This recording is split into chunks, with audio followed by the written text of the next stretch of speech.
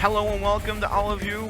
We're with you today from Elk Grove High School. There's not a cloud in the sky, and nobody wants to miss this spectacle we're prepared to show you today. The Elk Grove Grenadiers have waited 9 long, painful years to be included in the postseason. Star players have come and gone, coaching jobs have changed, but this year is finally the year the Grens are to be included among the 256 teams in Illinois that can play an extra week of football. There's no better spot for this occasion than at Elk Grove High School, the first time a playoff game has been hosted here in 11 years. Hi everybody, alongside John Walls, I'm Gabe Newman. John, the atmosphere around the field is one of tenseness. The faculty want to make sure they get everything right, and who can blame them? They don't have a lot of experience with playoff football, and neither do the players. Is that going to be an issue for them today? Yeah, you know what? I'm sure both teams are kind of in the same spot, right? I mean, Hoffman had a taste last year, obviously. I think the coaches realize, like, that first win against Hoffman, which I think was the second win of the season, that is so far ago, it doesn't even matter. I don't believe the teams realize how they never had any common opponents. We're going to hold on for the national anthem here.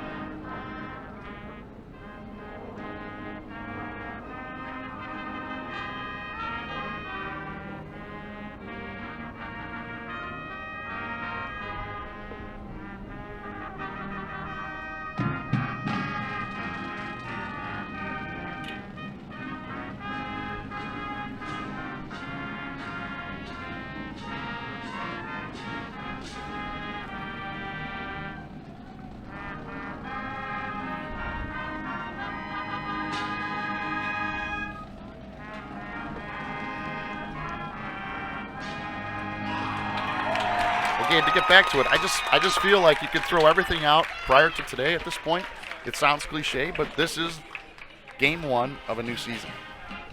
Yeah, and to your point, it doesn't really matter, but the last time these two teams played was week 2, and the Grens won that 24-14. It was aided by Kachi Ogwu, pick 6, one of 2 pick 6s for this Grenadier defense, new and improved from last year. However, Hoffman were without their starting quarterback, Aiden Sear, and Jacob Elsner was stuffed in the run game, and the Grens had to resort to Mitchell Janzik QB keepers, which ultimately probably helped the Grenadiers because it made them realize that they're going to have to find another answer, and that's where they developed double wing, which we saw against Prospect, from Prospect on to today. And at that point in the season, week 2, Hoffman were 0-2 and the Grens were 2-0. Nobody would have guessed that these two would wind up meeting each other again. No, I couldn't agree anymore. And I'll tell you, we did that broadcast for the Prospect game. When they came out with a double wing, I was extremely confused. Haven't seen that in Elk Grove. I don't know if they ever have. And it turns out, they kept to it, and it's really helped their offense. Well, Hoffman are 6-3 this season. We mentioned that they started 0-2. They then went on a 6-game winning streak. They beat Maine West, Maine East, Conant, Barrington, Schaumburg, and Fremd. However, of those 6 wins, only 2 were against playoff teams, that being Maine West and Conant, both of whom now are out of the playoffs. Yeah, I know the families and coaches and players had a seating party, and they were kind of worried about having Hoffman. The fact that the players, they didn't want him to think like, hey, we got him once, we can get him again. Yeah. Here come the Grenadiers running through the tunnel as fireworks. That's pretty cool. Really cool. The Grens running through the marching band's tunnel that is such a customary tradition at Elk Grove High School. First time in 9 years. Gren's got the favorite uniform for me on today. The green and yellow? Yeah, absolutely. Second time this season we've seen fireworks at a football game.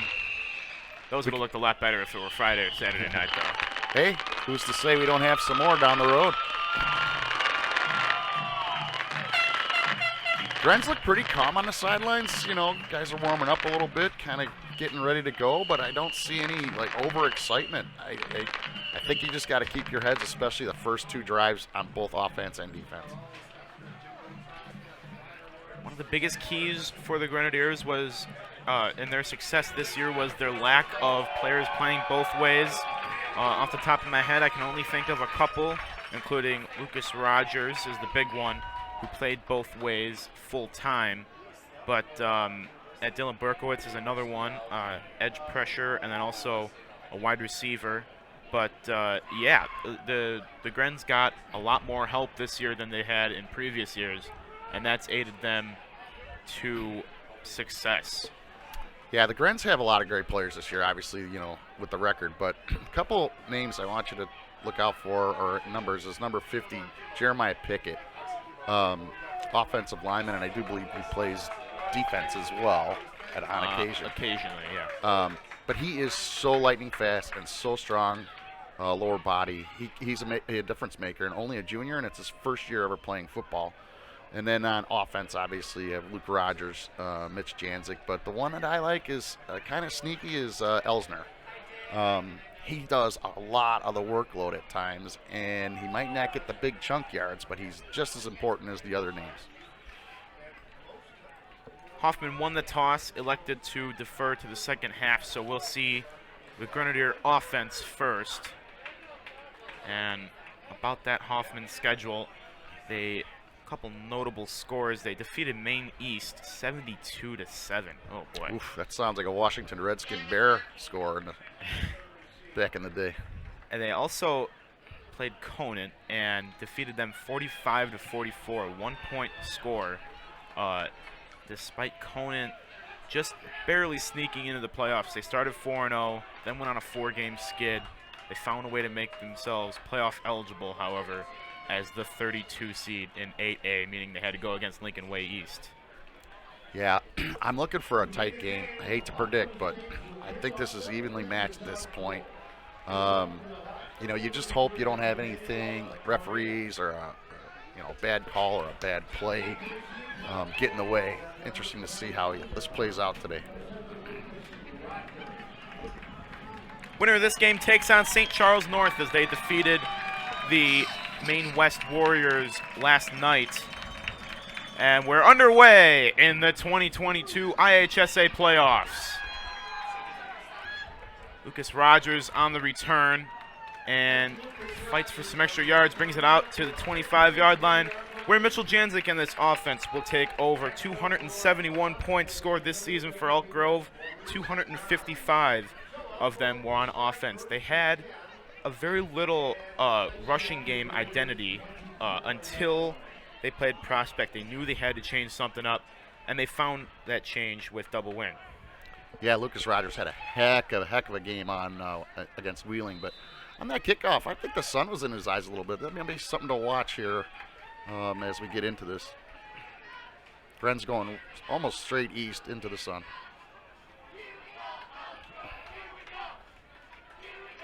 One o'clock kickoff stands as rowdy and full as the rest of the games this season.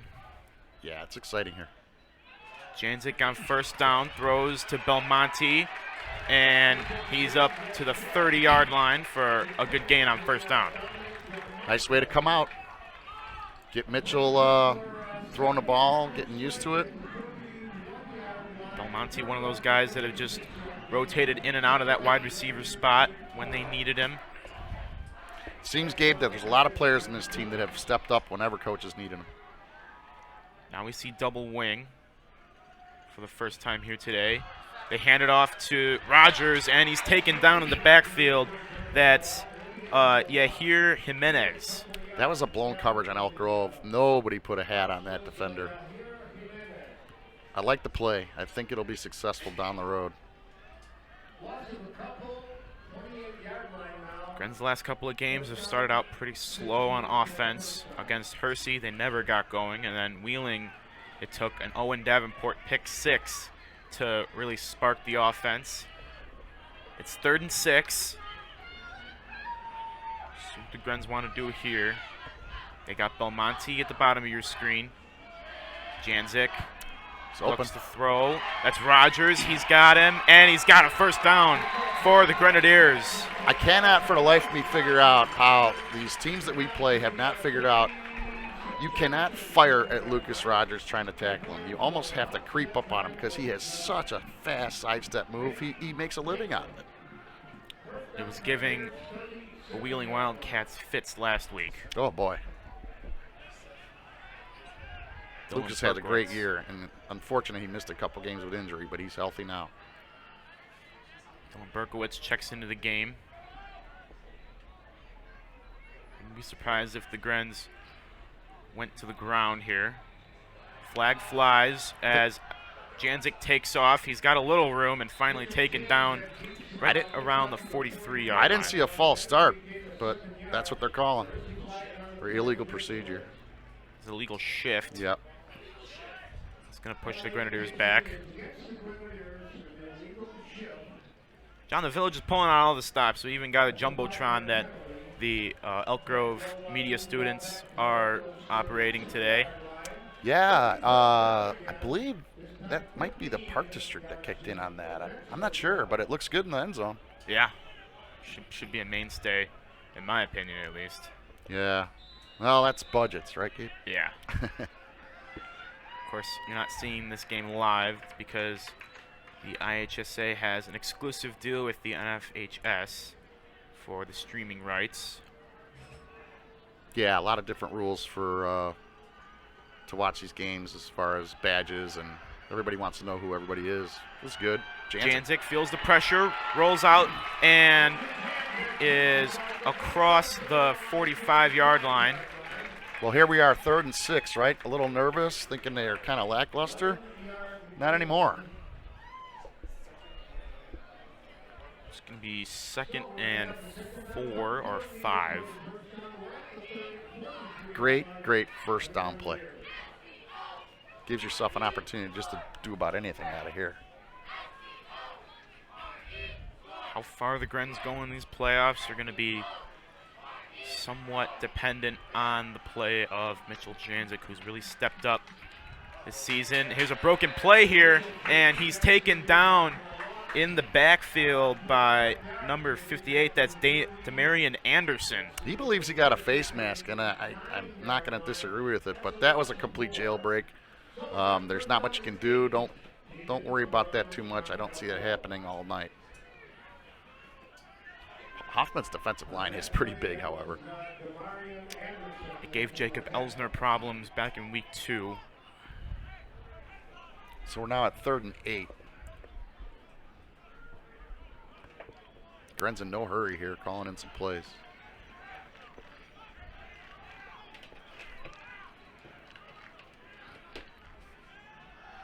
Got a lot of time. Janzik looking deep for Garrett Ewan, and he is hit as he makes the catch. What a complete effort by Garrett Ewan. Solid as they come on for Elk Grove. In his hands, and it really, I don't know if it was the defender or just the ground jarring the ball loose. That would have been a huge play for EG.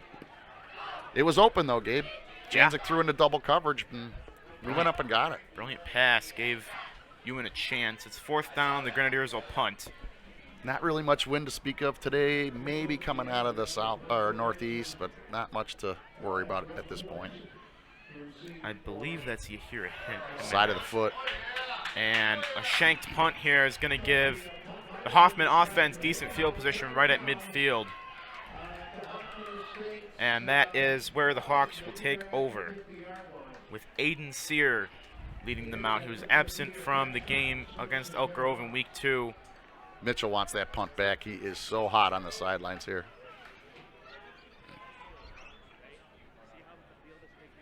We'll see how the defense can handle the Hawks. Sear hands off to Quincy Williams, and he's taken down Still, actually, Quincy Williams stayed on his feet, but Kachi Ogwu hits him in the backfield, forcing a loss. Ogwu fired right between the two offensive linemen. I don't think they ever saw him. Kachi Ogwu has been such a force for the Grenadiers this season on defense in the linebacker spot. Yeah, you'll see him right in the middle there, number 1. See if that forces the Hawks to throw. And false start. Dead, a false start. All right, we went from 2nd and 11, right, to it's going to be 2nd and 16. It's a good start for the D. You can really take the air out of a team early on with defensive stands. I can't get over the weather here, Gabe. It's unbelievable. Like I said, not a cloud in the sky. It's perfect weather for football. Kind of reminds you of 1 o'clock kickoff for a college game. Yeah. There was tailgating earlier. Yep, there was. Parking lot was full early. Sear fakes the Sniffed handoff. Out. And Fumble. ball's out. It's picked up. Nobody there. Daryl Hunt, and then they. Oh, how do you call that an incomplete pass? Referees rule it incomplete. It was number 10, Brett Phillips, who was the quarterback for the Wildcats. For the Hawks.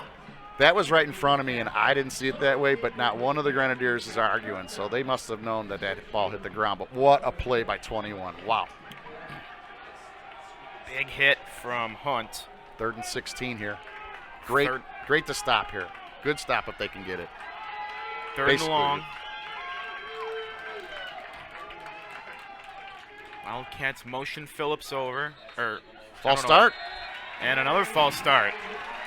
Gabe, listen to the crowd. Kids are into it. The parents are into it. Hoffman's got to be reeling right now. This is the worst thing you want to start, is just a dead offensive set. They're gone backwards more than they have forward. The only thing that Hoffman could have done that would have hurt them even more is if that had been ruled a fumble instead of an incomplete pass. There wasn't a Hoffman player within 15 yards. That would have been a touchdown. On 3rd and long, Sear looking deep and just out of reach of a Hawk defender. That's number 6, Jalen Johnson. And the Hawks go 3 and out despite good field position. Jalen Johnson had at least 4 steps on the Elk Grove defender. That would have been a touchdown. I think we caught a little bit of a break there, and we'll take it. That's number 9, Oliver. I'm going to guess here, Warzniak? Sounds enough. I believe that's who's back deep to punt. Grants have 2 punt returners. That's new. Oh, they almost got it. Almost blocked. Fair catch. Good play. Fair catch called for by Lucas Rogers, and the offense will take over at the 30-yard line. Good first drive for the defense. Yeah, so essentially, Gabe, we're getting the ball back where we punted it previous, and we just took a whole ton of momentum on that defensive stand. Essentially a 4 and out. I mean, other than the penalties, but essentially a 4 and out.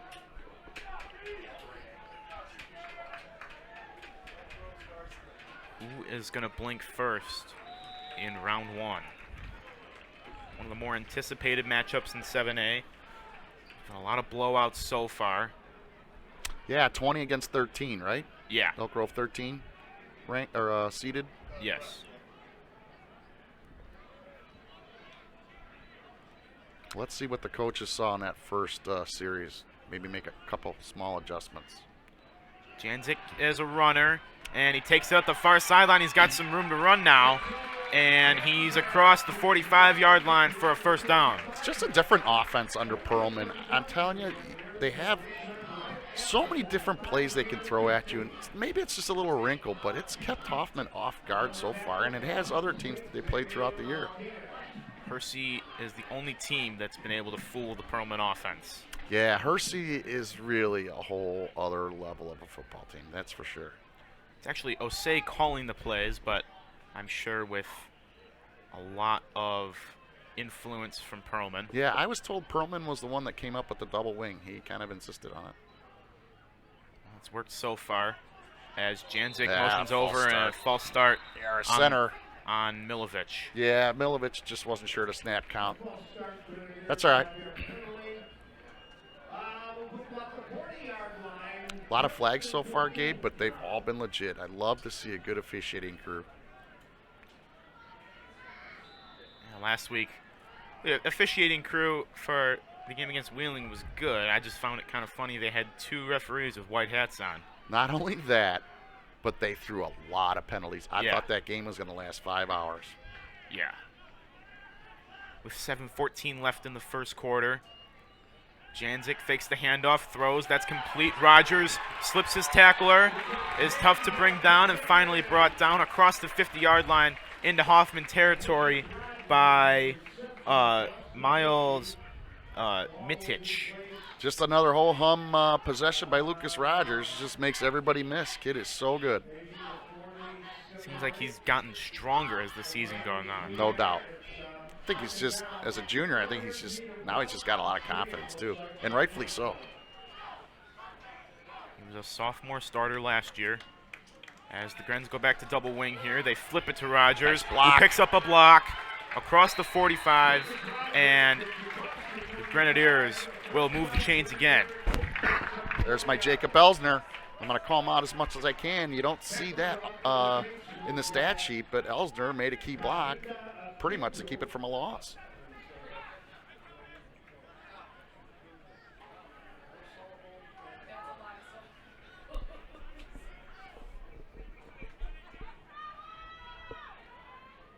On 1st and 10 from the 44-yard line of the Hawks. Lucas on an island out there.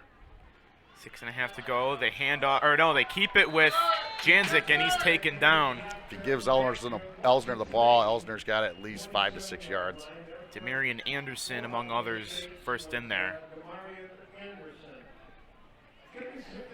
Yeah, Jacob had a massive hole, and it didn't develop until quite late.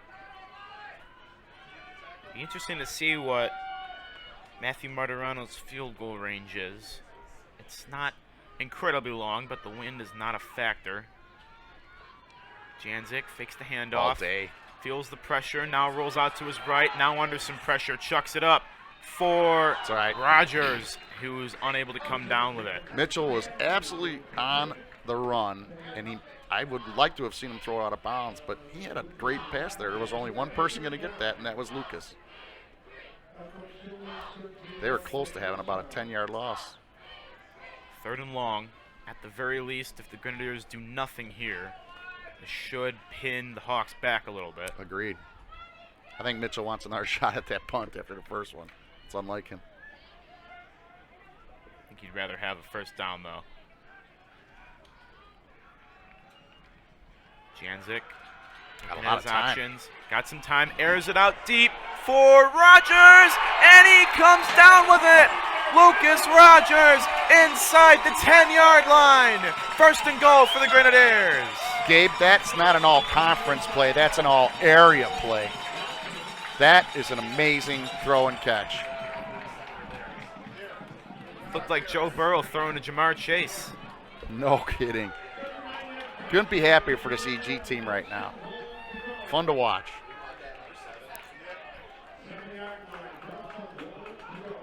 That surely is going to put a feather in Elk Grove's cap. Yeah, just got to throttle into the end zone here. Janzik hands off to Elsner. Keeps his legs pumping down to about the 5-yard line. He could have given up there because he had some contact, but the juke back gets him that extra, 4 yards. He was met at the line of scrimmage. 5 minutes remaining in the first quarter. So far, all Elk Grove.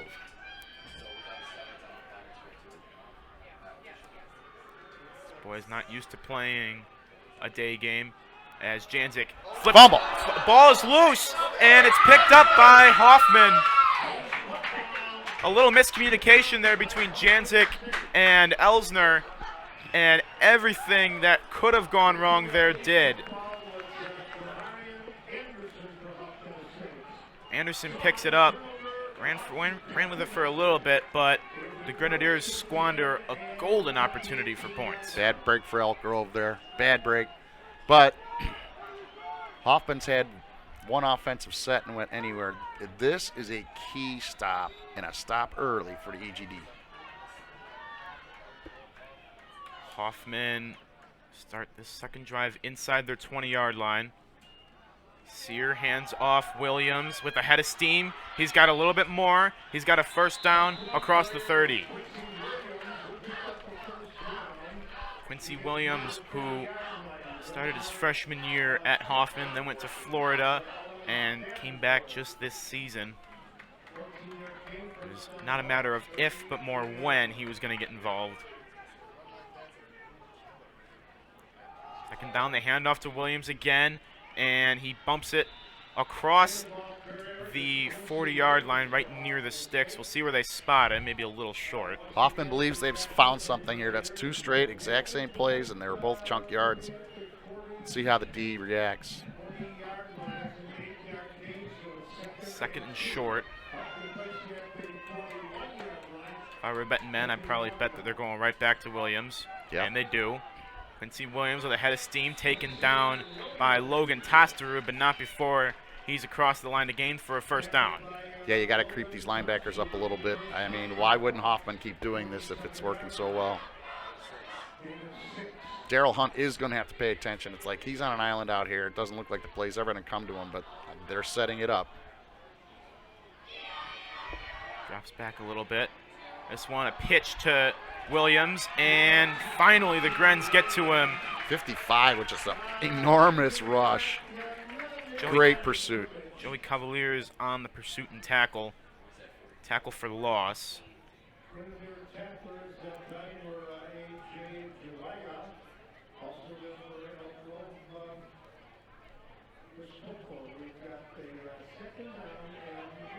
and a half minutes to go. Grens were rolling a moment ago, but a fumble has given them a shock to the system. It's taking a little air out of the stadium, too. Sear fakes the handoff, throws, that's complete. Wide open and into the end zone. That's number 5. Stephen Sellers, his wide receiver number 1, and Hoffman strike first. So that is the same play where that receiver got behind our defenders, and it was just a bad pass. What is a flag? We got a foul down here, Gabe. I think it's coming back. I didn't see any laundry on the field, and I didn't see any referees doing anything. They have too many men? They throw a flag? I'm not sure. I don't know. I can't tell their signals here. Oh, that's a tough one for Hoffman. That's a costly penalty for the Hawks, and Sure a big, is. big break for the Grens. See how many yards he goes back. Ineligible man downfield. Crazy. Wow. I don't get it, and I didn't see it, but I'll take it. The Grenadiers thanking their lucky stars. Well, we go from 6 on the board to 2nd and 16 with 3:13 left in the first quarter. Huge break for the Grens. The Grens have to find a way to stop Sellers and stop Williams. Williams is fast. 6.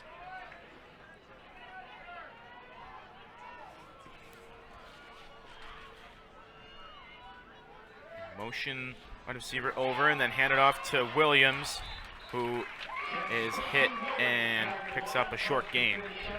3rd and 12.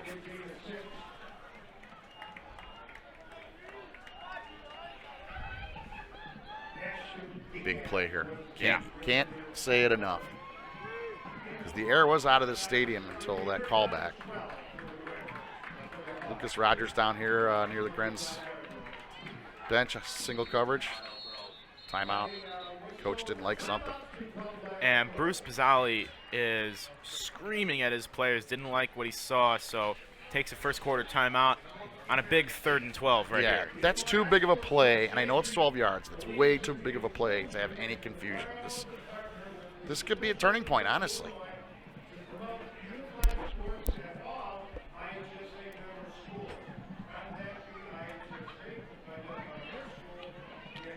Gabe, I'd like to shout out. We always do this at the end of the broadcast, but I figure I better do it now before we forget. So Elk Grove Television's been doing these games forever, and they have a very dedicated staff that's been doing it just as long as anybody. Headed by Ross Rowe and Debbie Dennison. There's Scott, Joey, and Brooke. And I think Brooke is fairly new to EGTV, but we want to thank you for your help to get Gabe and I on the air here to call these games. It's super enjoyable, and you all do just a great job. Yeah, I'm sure, John, you do as well, but I appreciate every opportunity I'm given. As 3rd and 12, here come the Hawks. Sear has plenty of time and finds a wide open receiver, and he is taken down just short. That was Xavier Martinez. I think he might have got it, Gabe. Oh, they do give him it. Yeah, when the play gets there, the people with the chains, they throw those down so that there's no injuries, and yeah, that's barely, but it's a first down. Big pickup for the Hawks. Yeah, unfortunate for the defense. Boy, coverage was fantastic on the 3 wideouts. Martinez was just able to pick it up.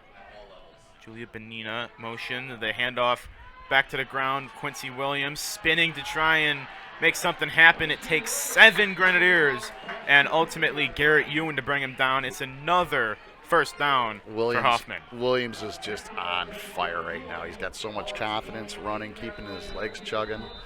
Got another penalty down here. Sideline warning for the Grenadiers. Against Hoffman, I believe. Oh, yeah. It wasn't Hoffman, okay. Yeah. You know, Elk Grove got called on that not too long ago, and I've noticed in the last few games, coaches are adamant about that in Elk Grove sideline. It's just a really horrible penalty to take. Yeah. Easily to fix. Need to hire a get-back coach. Right. On first down, the handoff to Williams, and Cavaliers takes him down for a short gain. Great fire, great pursuit, great tackle.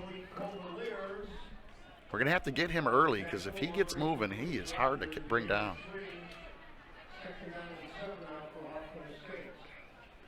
Grens didn't have a JV team this year. They had a freshman A and a freshman B, and then, of course, varsity with around 45 members. Boy, that's such bigger numbers than in years past. 2nd and 7, they hand off to Williams, cutting back to the left side, and the Grenadiers finally have an answer for him, at least temporarily. So we're looking at like 3rd and 4 maybe, Gabe. This is another key 3rd down here. 3rd and 4. It would bring up a big decision on 4th down should they not get any more yards. If this is field goal range, they have the slight breeze. They'd probably just go for it. I would think, right? 3rd and 4, Sear out of shotgun. He looks to pass, has a man open, that's Martinez, and finally shoved out by Logan Tosterud. Garrett Ewan had him wrapped up, but Martinez slipped the grasp of number 2 in green. It's a 14-yard pickup and 1st and goal for Hoffman. Man, how big was that fumble? Wow. Can't look back. I mean, it was very unfortunate, but got to stop this end zone here. Here is Williams, and he's taken down 3. just short.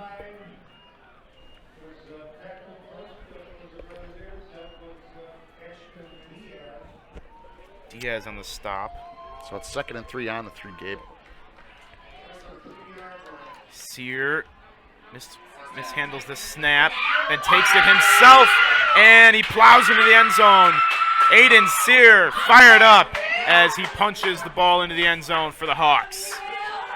Yep. Great first quarter by both teams. It's just unfortunate Hoffman won the last 6 minutes. Because prior to that, it was an even game. So the Grens got the ball in the first half, so Hoffman will get it to start the second half. So the Grens have got to make a little hay here in the second quarter. 3 pretty much call it 4 seconds remaining in the first quarter. Kick is good. 7-0 Hoffman. We'll see how the Grenadiers respond. They really need to respond. Yep, I mean, it's early, but it's a state playoff game, and you can't let this stuff get out of hand. I know it's 7-0, doesn't seem out of hand, but I have confidence that the Grens are going a little bit of a roll here.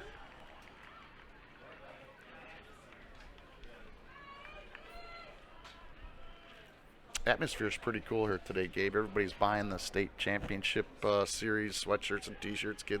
Most of the kids and fans are in yellow. It's kind of fun. The theme was Golden Hour for Nation. Looking around the stands, I see a couple people that I recognize. I'm not going to shout anyone out, but yeah, a couple familiar faces from my time in youth football. Govaliers was on the bench getting a little bit of attention. It just looked like a little bit of a rap on the hand or something. I don't think it's anything to worry.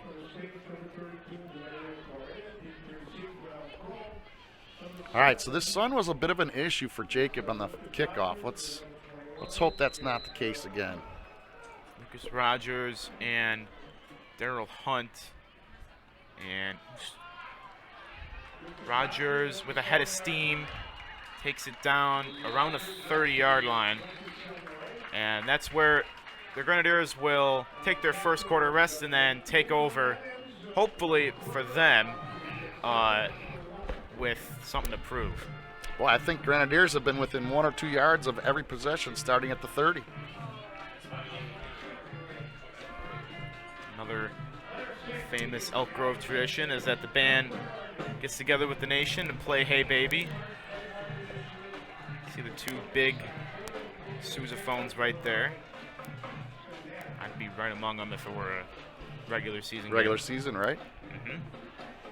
You know, I'm trying to figure out who won that first quarter. It seems obvious that, you know, Hoffman's got the 7-0 lead, but boy, the Grens were close to having 14 on the board, really, yeah, between the pick six that could have been.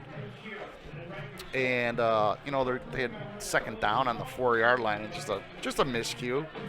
But you got to be a little worried if you're Elk Grove. Williams is just kind of basically doing what he wants with the running play, and I think Hoffman's going to fall in love with that, and why not? Got to find an answer, but their number one key is to not fall into a trap of the Grenadiers not thinking that they can be capable of winning this thing. Yeah, no, I with you. I think they're still good, but you can't let it get out to 14 points. They got to answer somehow, some way here.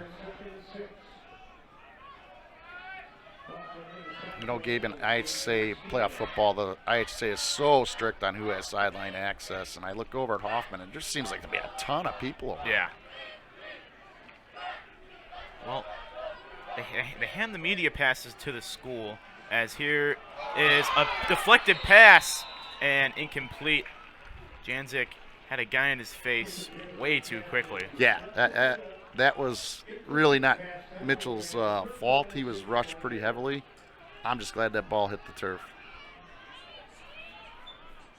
It's going to be 3rd and 6. If I'm not mistaken, a few years ago, one of the schools in the IHSA got taken a win away because they had fake sideline passes for some of the parents. Really? Yeah, it's about 5-6 years ago. It's a big deal, and I agree wholeheartedly. Want to control the atmosphere, of course.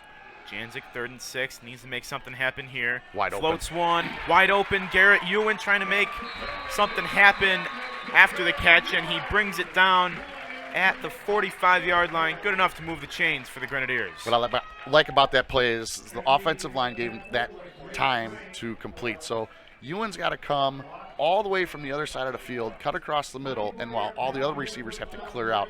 If you don't have a good offensive line, you're never going to run that play, and they did a nice job. Grens have a new set of downs. They've been able to move the ball pretty well against Hoffman, so far at least. Berkowitz motions over. Janzik fakes the pass, now runs with it, and he's taken down across the 40-yard line up to about the 37. Looks to me like Hoffman's running the same D as we are. It's kind of like a 3-4, if you'll call it. But that's the problem with the 3-4 right there. You know, once you either the defensive lineman fires past the ball too early or something, you can get 3 or 4 yards before a linebacker's right there. 2nd and 5. Janzik out quickly to Martirano, or to Belmonte. Yep, Dominic Belmonte. Taking down just short of the sticks, 3rd and short. Good defensive play there by Hoffman. They did not have any time to let that play develop. That's a tough throw, Gabe. That's not every quarterback in high school can't make that throw. Grens go double wing. They hand it off to Elsner, who keeps his legs pumping across the 30-yard line to the 25 before he's taken down. It's my guy, Jacob. Don't look at his height. Look at his heart. 5'7", 165, but is going up against behemoths on that defensive line. Yeah, he just keeps churning. Back to double wing on 1st down. You pitch it back to Berkowitz. Dylan Berkowitz trying to find a hole and is wrapped up at around the 20-yard line, a little shy of it. Yeah, short gain. His own teammate kind of got in his way. He had to kind of jump cut, which stopped a little bit of his momentum, but positive yardage nonetheless.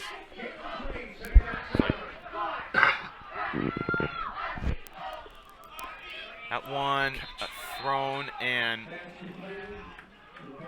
I thought I heard a whistle before the play ended, but I think they say his knee was down when he caught it. So it's 3rd and significantly longer than it would have been. It's 3rd and 6. See what the Grens want to do here. This is probably Matt Martirano field goal territory. You see him warming up, ready to go in case that happens. Can't take a sack here. Janzik hit as he throws, and incomplete, almost picked off by Julian Bonilla. All right, so I'm not sure we got to keep running that play. Hoffman's defensive or linemen are so big, so tall. Mitchell sees that it's open, but these guys raise their hands, and they're 8 feet tall, and that's twice we've thrown straight into the midst of Hoffman D. I would like to see us get away from that. Maybe get him on a roll. Grens are going to go for it. They could really use a 1st down conversion here. Boy, Gabe, if you were going to go for this on 4th and 5, I would have liked to have seen a run last play. Yeah, I'm not certain that they're going to do this. This is long yardage. But, yeah, if you're going to go on 4th and 5 and you've made up your mind already, you got to run the ball on 3rd and 5. Especially since they've been able to chunk at least 3 yards per play. No question. On the ground. Now, Osei was motioning for Matt Martirano to walk out to the huddle with him, so perhaps they're changing their mind. Yeah, I didn't think we would be, 4 minutes into the 2nd quarter and only 7 points scored. But having seen that, points are points at this point until you get to the 4th quarter. If you have confidence in Martirano, I would throw the ball through the uprights. But we'll see what Coach says. Martirano's walking back to the sideline, so they talk about it. They're still going to go for it. Gabe, maybe he's looking for an offsides or, a movement call. But we'll see. Some key play here for the EG offense.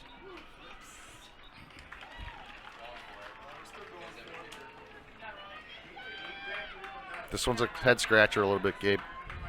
Grens have 4 wide receivers. Jacob Elsner to the left of Mitchell Janzik. Berkowitz motions over. Trying to go with the hard count. Yeah, they're trying to get movement. And another Elk Grove timeout. Now, I love that play. If you get it, you're 1st down. Although Martirano's still on the sidelines here. See what they do here. Yeah, you're right. This is a little bit of it's almost no man's land for high school football because Martirano's got a good leg, but he is definitely not automatic from this range. but it's way too good a yardage to punt. Yeah, no question. You hit it on the head. It is no man's land because, like you said, Martirano's got a leg, but we'd be looking at a 37-yarder, I believe. This is a key play for Elk Grove offense. So they take 2 timeouts before this 4th down conversion. That shows the importance of this play to Miles Osei. Just under 8:30 to go. In motion Berkowitz again. Janzik has time, hit as he throws, and incomplete. Hoffman's going to take over. The Grens come away empty.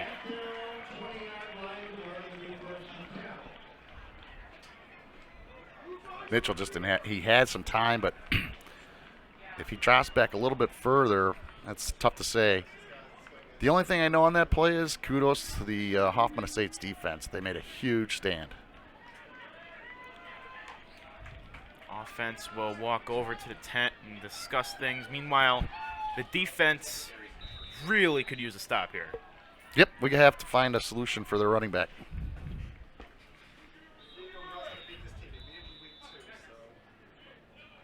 And timeout Hoffman. This is the longest 9 minutes to 8 minute stretch of a second quarter as I've ever seen.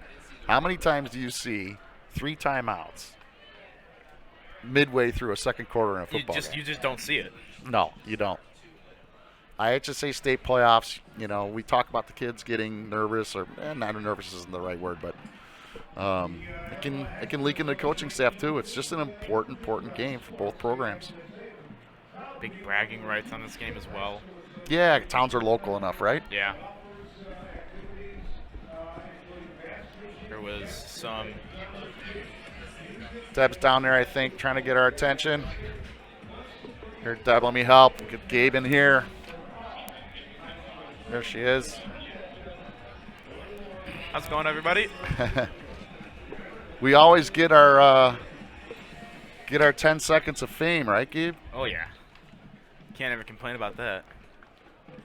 I don't know about you, but I have a face a little bit better for radio. Don't say that. Well, that's why she's 54 yards away, right? All right, here we go, Gabe. You called it. This has got to be a good 4 and out, or maybe just 7 plays on offense and a stop and a punt. Sear fakes the handoff. Throw complete to 11. Breaks a tackle. Finally taken down. That's Anu Ajibulu on the reception. Kind of a little, not a pick play, but it was a good play. They wrapped Daryl Hunt up. He had a hand on the receiver, but just not enough. I like Hunt's game, 21. He's a good player for the Grens. We haven't seen him at tailback at all today, have we? I don't believe so. He hasn't gotten a carry. Handoff to Williams, and Morgan Tosterud on the tackle, but Williams falls forward. Enough for a Hoffman first down. Winner of this game plays St. Charles North, who defeated Maine West last night. That would be at St. Charles, right? Yeah. Well, if Hoffman wins this game, then it would be at Hoffman. Oh, that's right. You can't have 2 back-to-back, correct? Isn't that the rule? St. Charles always seems to be in the hunt on football this time of year, don't they? Both schools? Yeah.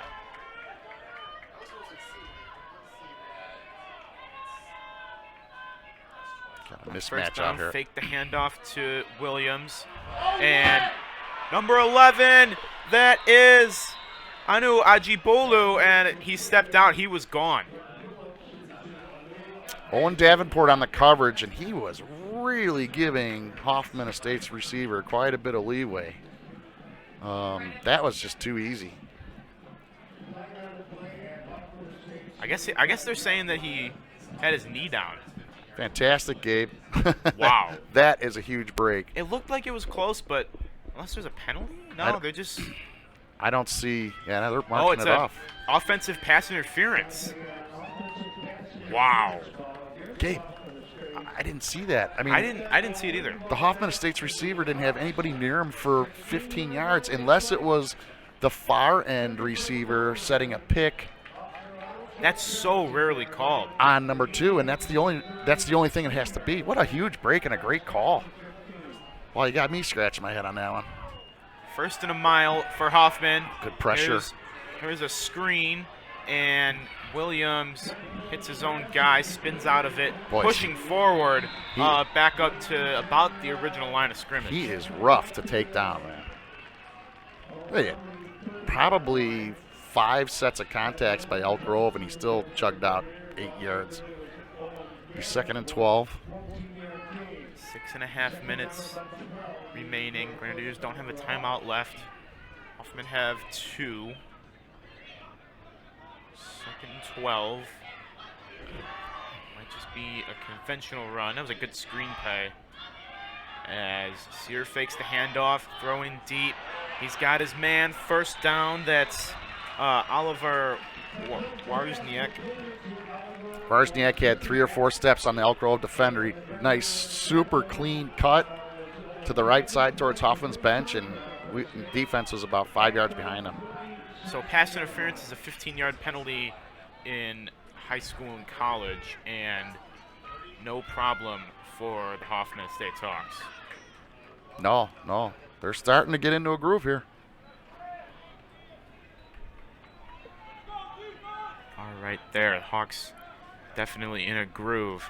Rough snap. Here comes Sear, and this one just a little out of the reach of Xavier Martinez. Okay, that's a complete timing play. 16, the quarterback.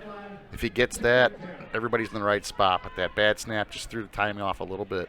That ball was in the air before the receiver made a cut. Big bragging rights on this game.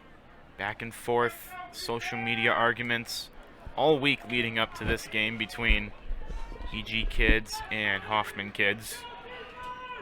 Another 2nd and 10. nice snap. Sear looking deep. He's got Martinez and wrapped up, but not before. Big gain by Hoffman. Close to the 30-yard line for a 1st down. Elk Grove is running a zone defense in the secondary, and Hoffman is doing a wonderful job finding the open space.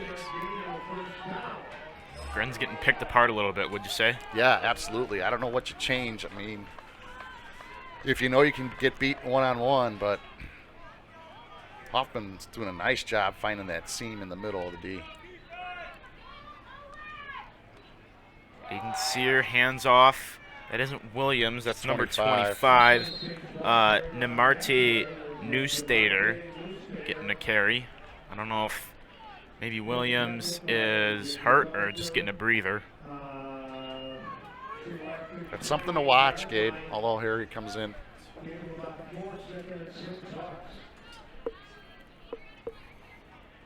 What's the number of Williams? I can't see that far. Number 2. Yeah. On 2nd and 6. Handoff to Williams. And he's taken down. Joe Cavaliers, a brick wall in front of Quincy Williams. Yeah, Joe's had a heck of a game so far. Actually, quite frankly, he's had a heck of a season, no question. You do hear his name called a lot from the legendary Ken Grams down the booth from us, who calls all the plays out to the crowd over the PA system. Jacob Elsner was in on a defensive play there. Subbing in at corner. 3rd down. Gren's need to stop. Oh, that's a Sear holding. under pressure. How do you not call that hold? And Williams still on his feet.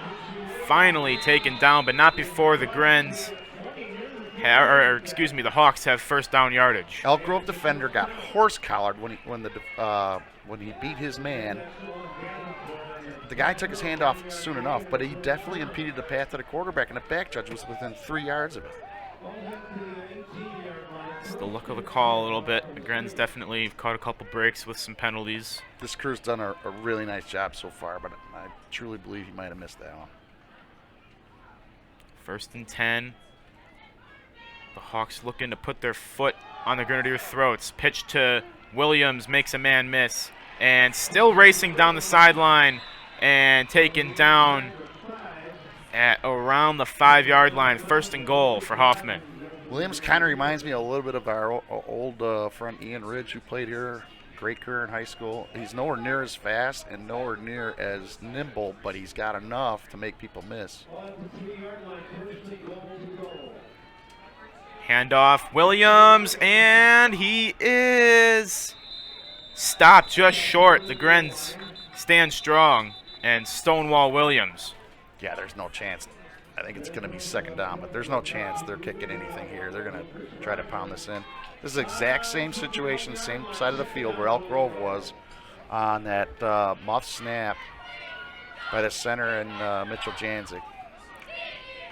I think it was actually Janzik's pitch to Was Elsner. that what it was? Yeah, okay. And a defensive penalty on the Grenadiers is going to, I believe, reset the chains. Or no, they decline it. Boy, you think Elk Grove would have the call back. They would just do a handoff out of the wing on that play that we had that turnover on. Definitely shifted the momentum fully to Hoffman. Well, they've taken it and run with it. Grens could use a stop here. Aiden Sear, handoff. Williams, he's in untouched. Yeah, good play. Good Hoffman work. punch it in again. Quincy Williams. Great work by Hoffman's offensive line. Pending the extra point, it's going to be 14-0. Hoffman, just under 3 minutes to go. The Grens, when they get this ball back, cannot afford to give up the next possession. Nope, I don't care how long it takes. I mean, we got 3 minutes to go, but you got to find a way to get some points here. And that one good from Emmanuel Correa. 14-0 Hoffman. Hoffman's side's enjoying it as they should. They've kind of taken the momentum and they've taken a little bit of the better play here to EG lately. This is where your coaching staff comes in. You know, you got to be positive. We're not out of it. And it sounds so simple, but momentum is everything in sports. Hoffman definitely have all the momentum so far. Yeah, it's like having a 12th player on the field.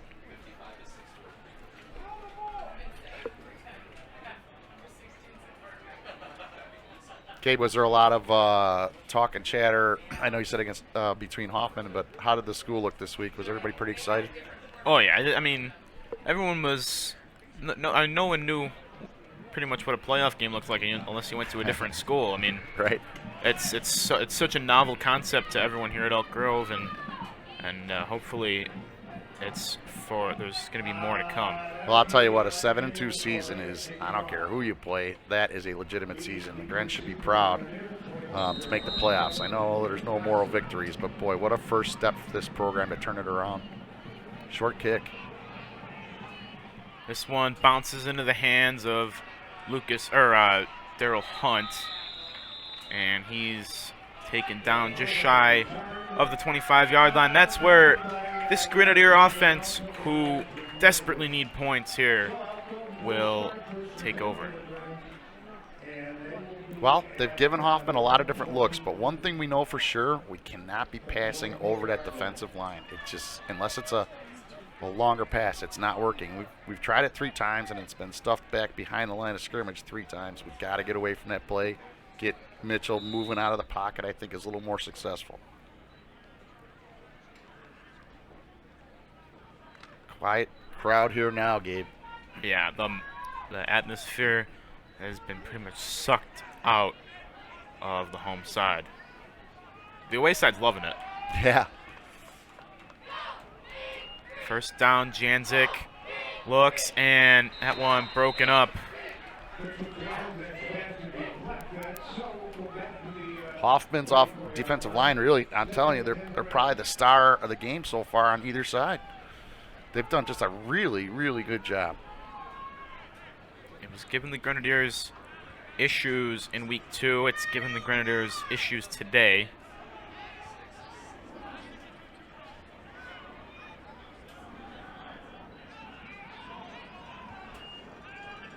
Janzik on second down. Nice pickup. Has some time, being wrestled down, and finally goes down. That was, I believe, number 32. That's Emmanuel Correa, who grabbed onto Mitch's ankle and would not let go. Unfortunately, I think I know what Mitch was thinking. He was going to try to throw it out of bounds, but he was in between the lines. It would have been intentional grounding. 2:35 remaining in the first half. Timeout Hoffman as they try and preserve a little bit of the clock. Trying to get a stop here. They have one timeout remaining. Yeah, 3rd and 14, right? Less than almost 2.5 minutes to go. Sure would need a first down here, but if you don't, we need a decent punt. Wind's kind of shifted a little. It's picked up a little bit. It's still going from left to right. If you look at the 50-yard line, I believe that is the aforementioned Ian Ridge. Oh, yeah, there he is. Actually, there's another alumni down there, too. I believe that's an O'Malley in the White Sox, or the Black Cap. O'Malley was a really good quarterback for Elk Grove for quite many years. Made the state playoff series at times. I have to verify it, but it sure looks like him.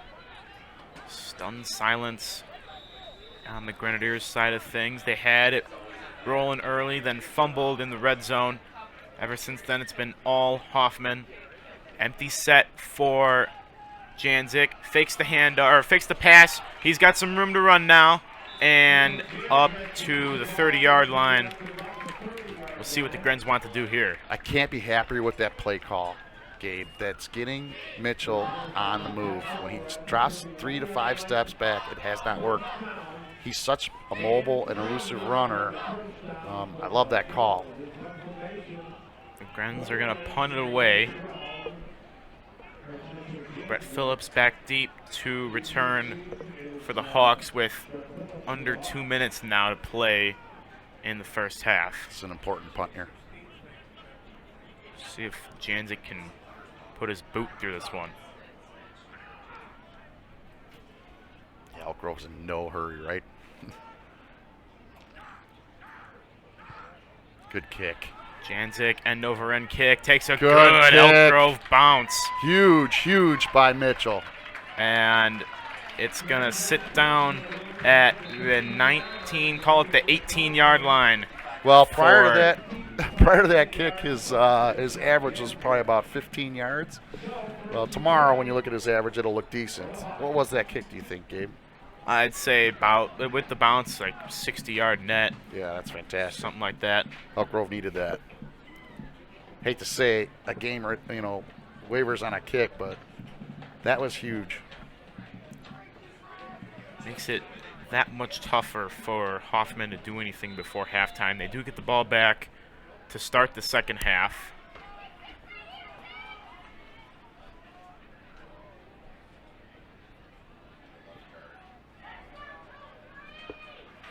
Kind of a weird defense. We got loaded right side, and there's only one player over here. Screen to Williams. He's still taken down and finally steps out of bounds. Hard to take down. Finally pushed out.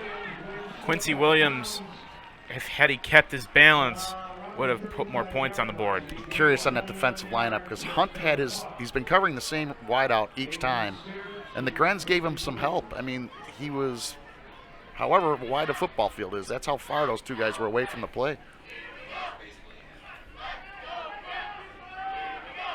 New set of downs. Plenty of time for Hoffman. They hand it back off to Williams. Fumble. Ball's out, and Huge. The Grenadiers have it. Quincy Williams, a rare fumble from such a good running back, and the Grenadiers are going to get 116 to try and make something out of it.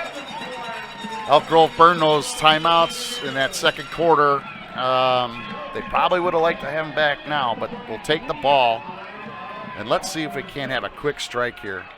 Mitchell's got to get out of the pocket before he throws ball, though. They got to get him on the move. It was Owen Davenport that punched it free. Good play. And shot of adrenaline at least for the moment for this Elk Grove crowd, who's back into it a little bit now. Yes, indeed. Grenz need points. They could really use them before the half. Janzik, he's a runner, and wrestled down at the line of scrimmage. Grenz want to go quickly. 2nd and 9. I'm not sure on that call, Gabe. You got to go in times like these to your best athletes, which is Lucas and Mitchell and Elsner. But you got to put the ball in the air. Janzik looking deep. He's got wide open Garrett Ewan, who hauls it in. He's taken down at the 1-yard line. Garrett Ewan, a shot in the arm for Elk Grove. Ewan was wide open. The clock stops for the chains to move. And what a throw and what a catch by Garrett Ewan. Throw from Mitchell Janzik. Who called the timeout, Gabe? Because that's not a touchdown yet. I think Hoffman called a timeout. They want to make sure they have the right defense for a goal line stand. Yeah. Wow. What First and goal on the 1. Shifter. Boy, when you said he was wide open, understatement of the game. That's a blown coverage somehow, and Mitchell threw just a dime.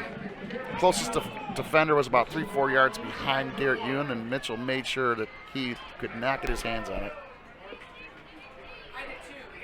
Garrett hauled it in with one hand. That's all that was necessary. You know, I don't know, Gabe, here. We can't take a run for a loss with 45 seconds left. I got to believe these are going to be 3 pass plays. You don't want to get burned on a bad sack or something. But Grenz, again, have no timeouts. I look for a couple passes in a row here.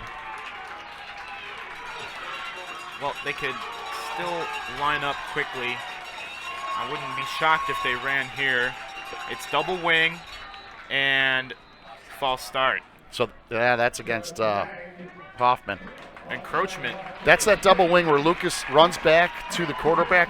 And I've seen this play run before, and I'm surprised this is the first defender that's had some issues with it, because it's a really confusing play for the defender. I'm surprised that's not a false start. As Elsner, he's in! Touchdown, Grenadiers! Much needed. Jacob Elsner punches it in, and the Grenadiers have their first points in the playoffs. Go some fireworks. That's my guy, Jacob. Glad to see he's getting some calls. He'll get some ink in the paper too. It's a story of 2 fumbles in this game so far. It was a fumble on a bad pitch from Mitch Janzik. Jacob Elsner couldn't handle it, and the Grenz were in the red zone. They fumbled, and that gave the momentum straight. As here's a fake. Mitchell Janzik under pressure and taken down by Xavier Martinez. High snap force that Mitchell had to basically come out of his set to get the ball, and at that point he knew he had to do something. Unfortunately for the Grenz, just a little bit of a high snap. And Osei is in Mitch's ear about that one. I don't think Mitch had anything to do. To get that ball, he had to come out of his set, and if he were to get the ball back down again, there is no chance that ball would not have been blocked. I don't see how any portion of that was Mitch's fault. 14-6, Hoffman. But as I was saying, it was a Grenadier fumble that gave the momentum fully to Hoffman, and then Quincy Williams' fumble on what seemed to be Hoffman just trying to run the clock out almost. Mm-hmm. He fumbled, gave the Grenadiers good field position, and then Mitchell Janzik found Garrett Ewan wide open, taken down at the 1, and Jacob Elsner would punch it in. Well, listen, we got 42.5 seconds left. We can get off the field at 14-6. If you'd have told me before the game started that Elk Grove would be down 14-6, but they scored last, I would take it. Huge momentum swing. Now you're going to hopefully take that into halftime, which would be great. And how important is that unsuccessful PAT attempt going to be? Yeah, a little worried, but, you know, Elk Grove with that wing, they have to go for 2. It's a squib kick. Yeah, smart move. And it's going to be number 8, Yahir Jimenez, who just scoops it up and takes it out of bounds. Matthew Martorano pushed him out of bounds. See what the Hawks want to do here. I wouldn't be surprised if they'd try and at least get in field goal range. I want you to do me a favor next week, Gabe. When you see Martorano in the hallway, I want you to ask him, would you have made that 37-yarder? Text me his answer, would you? I know what his answer would be. You're darn right it would have been.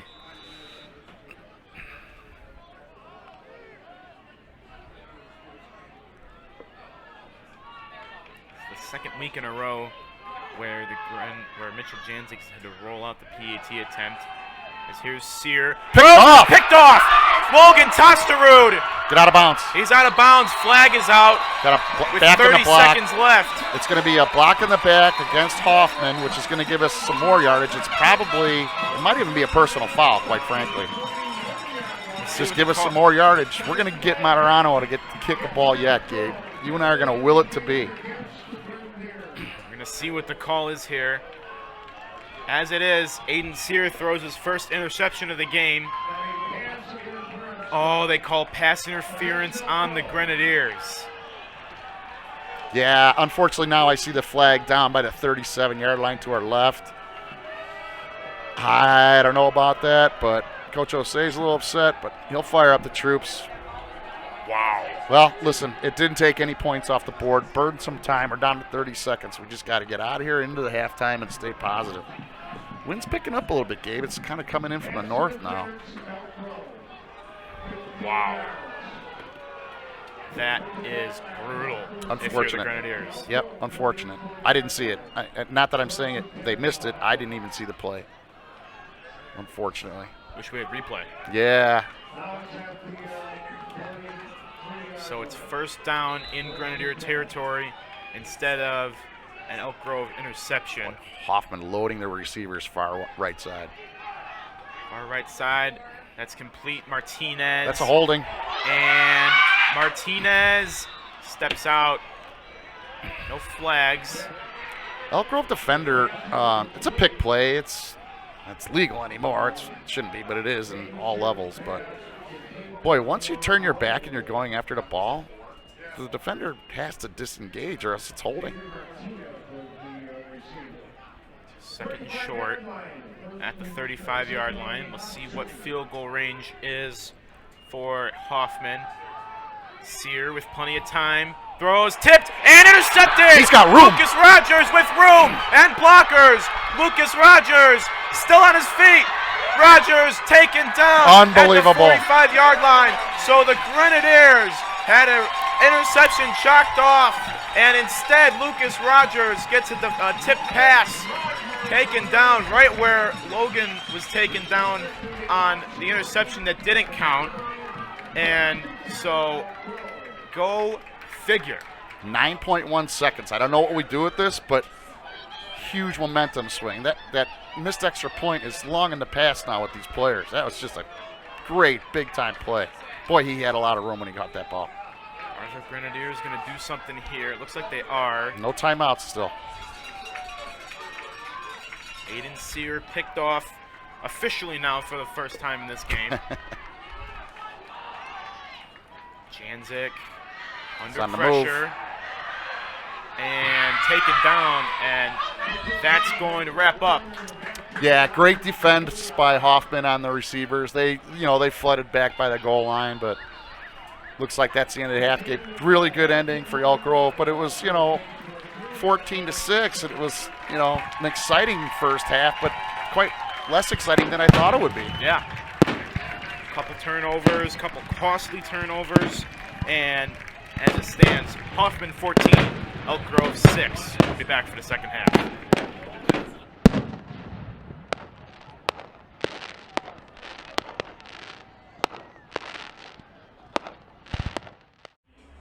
Right before the first half starts, 14-6, Hoffman over Elk Grove. John, your take on the first half? I don't know. I mean, it's a classic state playoff game against a 13 and a 20 if you look at the scoreboard. To me, I mean, the last plays, obviously, for the Grens were a huge momentum changer for their favor, and I hope they can carry it over. But when Hoffman went to that run, something just turned. It just didn't seem right. It was too easy for him. I almost felt like every possession they scored, even though they only scored 14. So and that's glaring to me is that Williams and how he can run. Elk Grove has got to come out with Hoffman getting the ball in the first half, start the second half.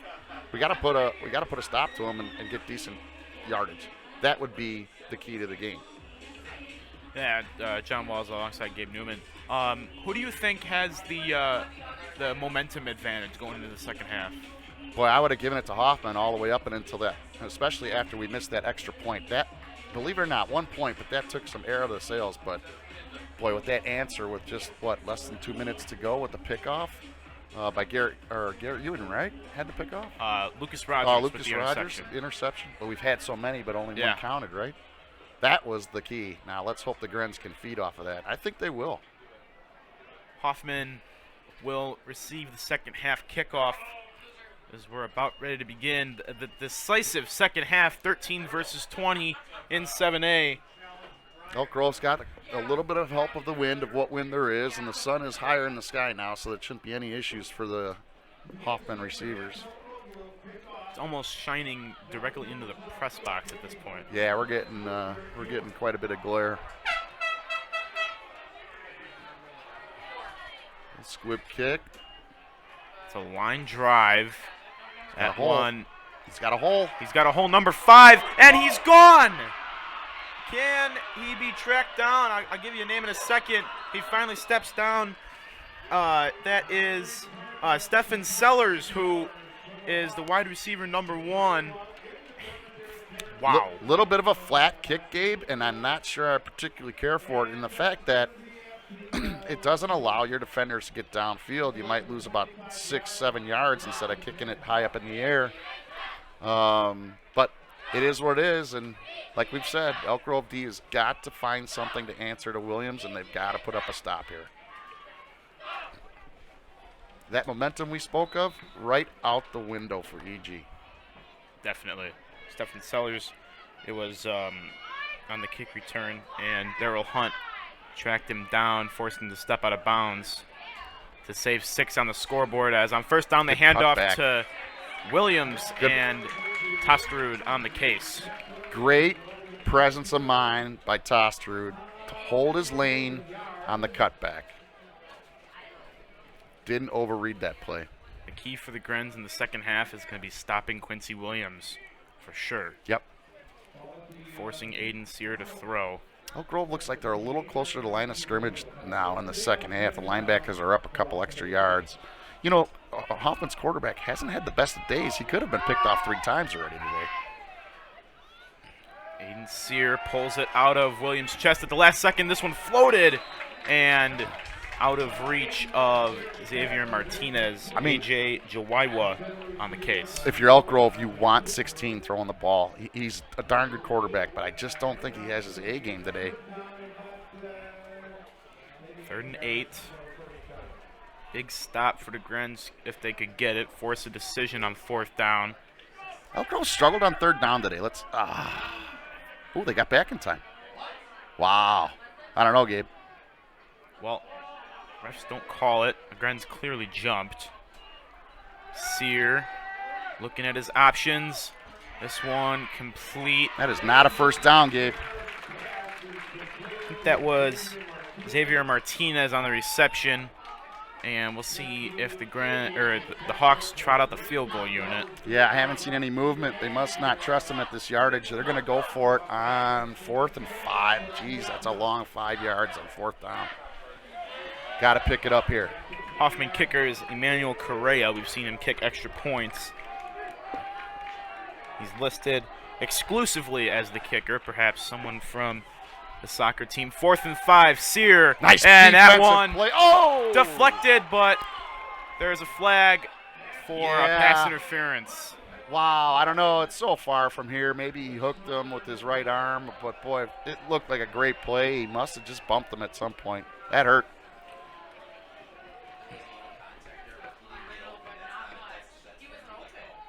Pretty ticky-tacky call there. Yeah, from our side, Gabe, as far as we are, I agree 100%, but we just can't see that right arm maybe tugging and maybe open up the hips a little. Who knows? Unfortunate, but It's a big break for Hoffman. Gives him a new set of downs. 1st and goal from the 9-yard line. Grenz could really use a stand here. They hand it off. Williams, he's popped and pushed forward to the end zone, and he's in. Quincy Williams keeps his legs turning, and just what the doctor ordered for Hoffman, they're back up 2 scores. yeah, if you watch NFL football, the Titans' offensive line carried Derrick Henry about 18 yards last week, and that was about what we saw there with Hoffman. Wow, just the air coming out of the balloon for Elk Grove. Unfortunate. Really unfortunate. Started the second half slow. I hope that was a pass interference. I really do, because if it wasn't, that's a really rough way to get a first down. Correa's extra point is up and good. Boy, he looks solid, really. I mean, he's easily got another 15 yards from the extra point. Something to watch. 21-6, Hoffman over Elk Grove. Still plenty of time left, though. The silence is deafening on the home side. It sure is. It sure is.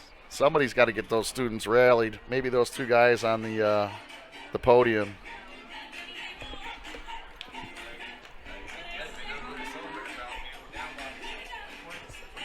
All right, here we go. Plenty of time left in this ball game. You essentially have an entire half.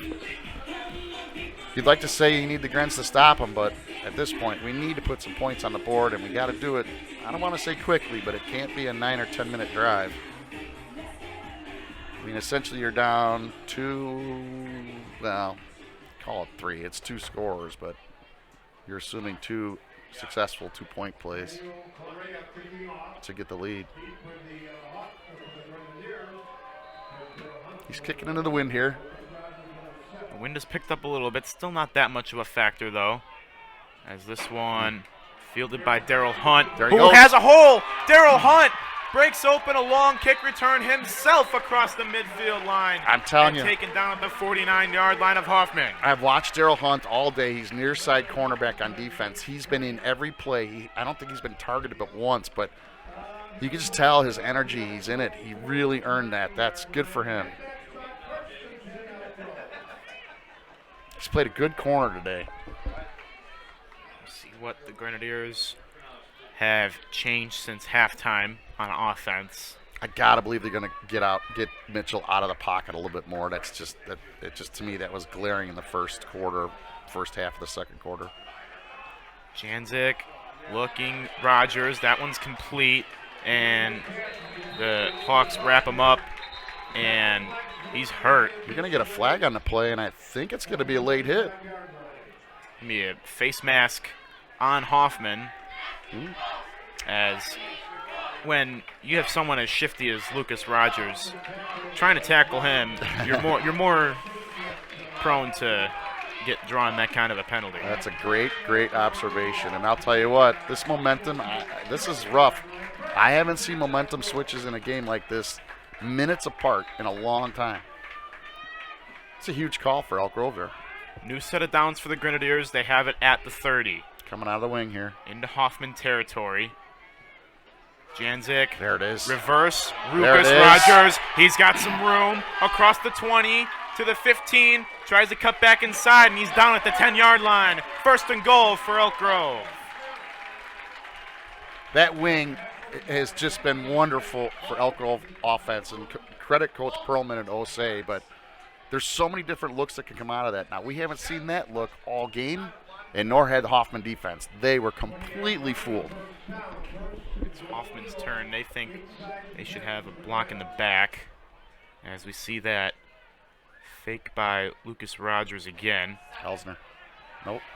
Rogers gets the handoff and taken down in the backfield. Yeah, in the previous play, we're in the press box. You can hear the Hoffman coaches upstairs complaining about a no call. They thought they should have had a block in the back. Yeah, I was actually watching that engagement between offensive linemen and defensive linemen, and it was legal. He pushed him, but he pushed him, had at least one, if not both hands on the front of his chest. It looked weird, but I like the non-call. 2nd and goal. Janzik Going. takes off and wrapped up. Yeah, that closed up quickly, Gabe. I thought he had a hole.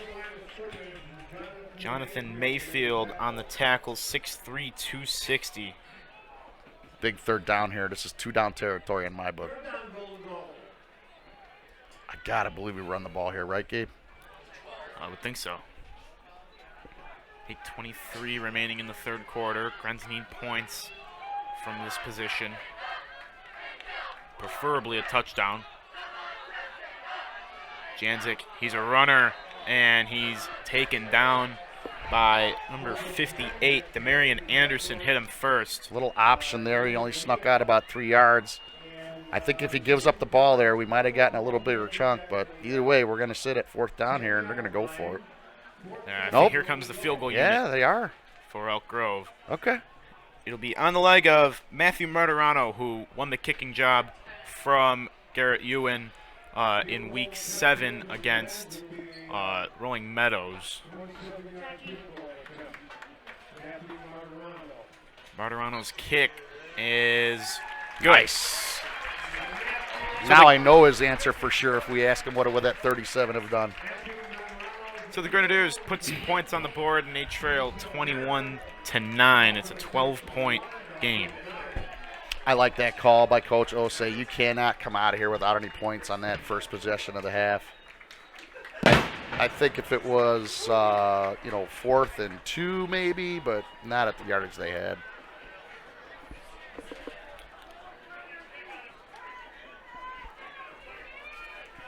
Yeah, if Hoffman puts the ball in the air, watch Lucas Rogers. He has been a ball hawk today.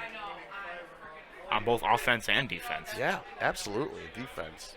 And Daryl Hunt's had his chances, right? Wasn't he one that got what we thought was the interception? It was Logan Toster, the linebacker. That's right, yep. Quite frankly, I'm sure Hoffman wants to run some clock, but boy, if they drop back, I like our chances. What would really be nice for the Grenadiers is a big Hoffman mistake. Boy, you're not kidding. We need to get back that break that we gave them on that missed handoff down here on the left side end zone.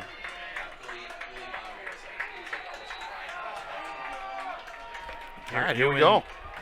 Ewan to boot it away.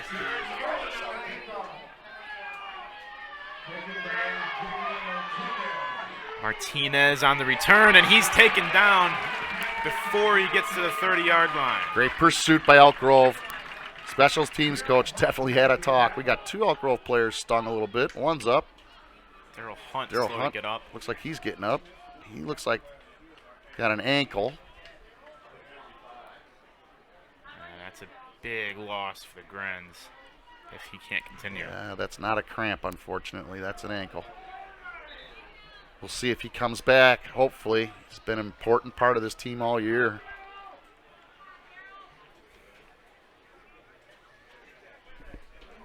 .7:23 remaining in the 3rd quarter. 21-9 Hoffman. Well, you wonder now. Daryl obviously is one of our premier cornerbacks, in my mind anyway. You got to wonder who takes his spot. And does Hoffman Estate see that and try to take advantage early? Oh, he's walking a lot better now. That might have been a cramp. Let's hope it was. Yep, it's a cramp because he just got it again. That is great to see. I never like an injury, but I'll take a cramp over an ankle any day. So Hoffman take over 1st and 10, and we'll see who Hunt's replacement is. Owen Davenport, who's the corner 1, slides down. Yeah, the new one is where Davenport is now. It's up in the air. Davenport's being tested, and Stephen Sellers had a wide open, good 40 yards, if not more, and he just absolutely fumbled the bag. You know, you and I spoke off air, and in these types of games, you don't want to see a big play on one mistake by a high school player, but oh, would he want that back? The ball, quite frankly, was a little underthrown, Gabe, Yeah. right? He had to come back to it, but it still hit both hands. Ouch, that is a big break for the Grens. They hand it to Williams, and he is stonewalled. That, my friends, is an answer to Mr. Williams. He has had his way all game. 3rd and long coming up for Hoffman.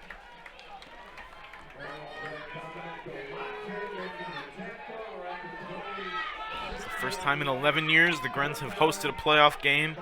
First time in 9 they've even been in the dance. And 3rd and 8, or 3rd and 7 coming up. Sear dropping back, looking to air it out.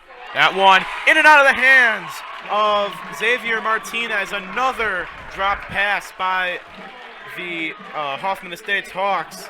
And Aiden Sear can only shrug his shoulders at that one. Yeah, that's a stone-cold drop, unfortunately, for Hoffman. But, hey, the Grenadiers will take it, and they're looking to get a punt and hopefully a decent return here. This could flip the field easily. Hawks punting for, I believe, just the 2nd time today.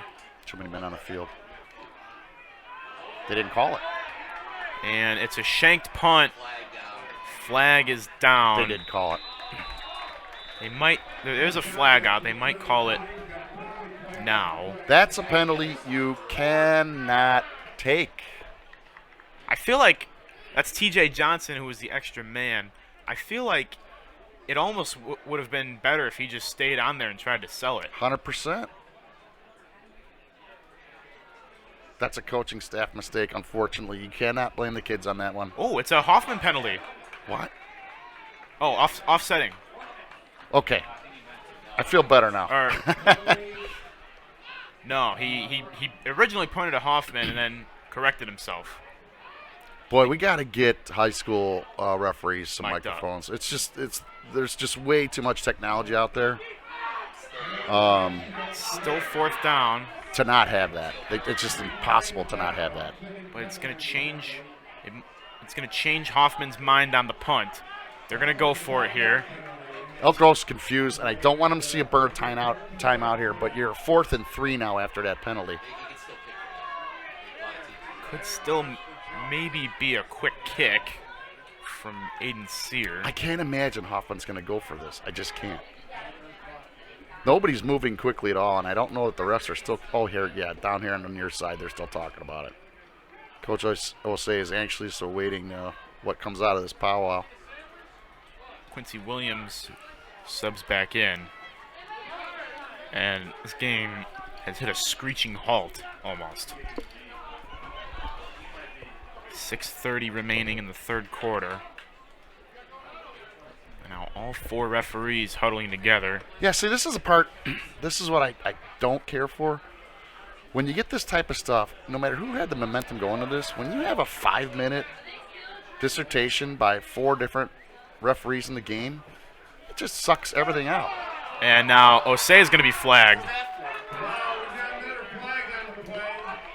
Coach Osei, this is not his first one, and he's got to understand where his team is right now. You can't afford to be giving Hoffman Estates first downs. So they pick up 1 flag, and then another sideline warning. Okay, so it's a warning. Thank goodness. Coach Osei's got to know better than that.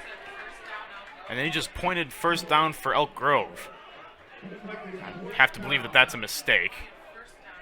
This is really unfortunate, and I have a feeling sometimes these state playoff that's not a crew that maybe has worked together a lot. I just got to take a look at that because now what I got. So the Grens are going to take over on offense. Gabe, I'm not saying another word because I have absolutely no idea what the call was there. What in the world? I have no idea. So that's where the punt was down. They picked up the flag for too many men on the field.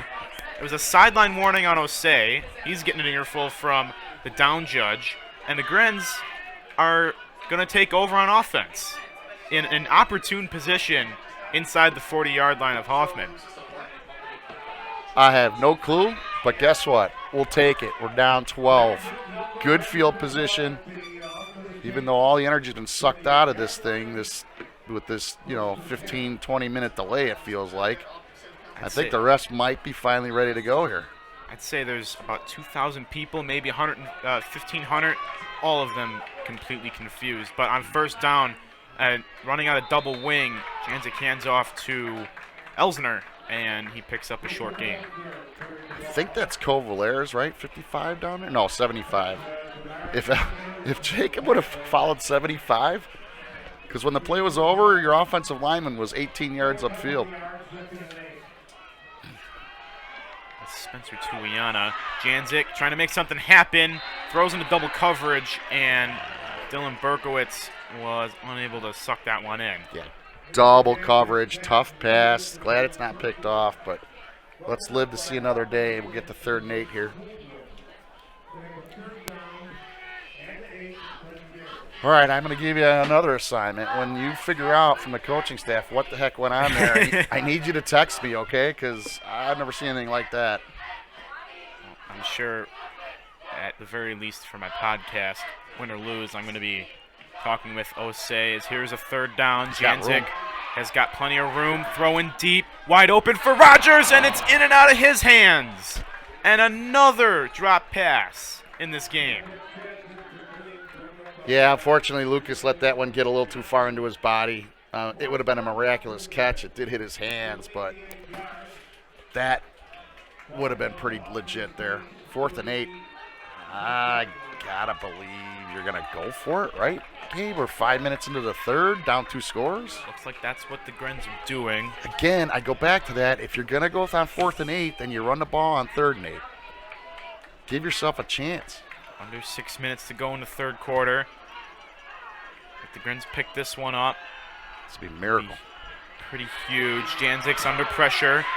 Fuels it and now throws. That one tipped in the air and intercepted by number 21, Miles Middich. But on 4th down, that's not the worst result in the world. No, Miles did us a little bit of favor. We got 7 down here. Lucas, he's getting back up. But, it's hard timing, high school, state playoffs. You get into a couple secondary levels of football, that would have been knocked down. But he gets his name in print, right? Yeah. Actually works out more of a break for the Grenadiers. Absolutely. They take over at the 25-yard line. 5:42 remaining in the 3rd quarter. After their last possession ended in the most bizarre way possible. Yeah. I'll go back to it. If you're gonna go on 4th down, you should run the ball on 3rd and 8. I will stand by that. Here comes Sear. He pitches to Williams, and Williams hit and continues to turn his legs up to the 35. Good enough for a Hoffman first. So this is the first time he's run near the press box, and I've got to see what he's all about. He has some spin moves that it's almost impossible to get the kid down. Very shifty.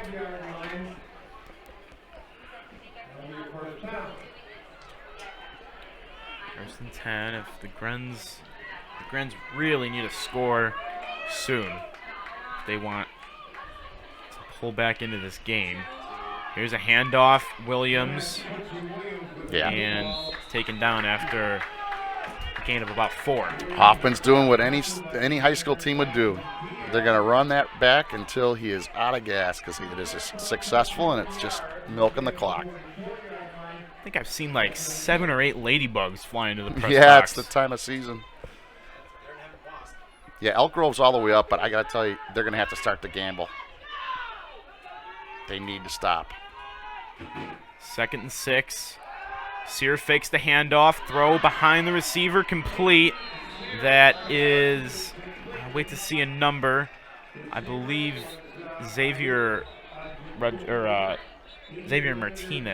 We got a Gren down, 85. Carter Borget, I believe. Bourget. Looks like a wrist or an arm.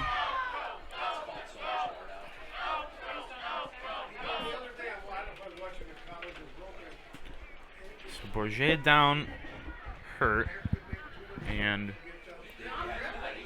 man, just this whole third quarter has been just so bizarre. Yeah, it's clearly not boring, but it's boring. I don't know if that makes any sense, but I mean, we've had some good plays and whatnot, but it's just you're kind of battling from 30 to 30. No, Ross. I got an earful from Ross.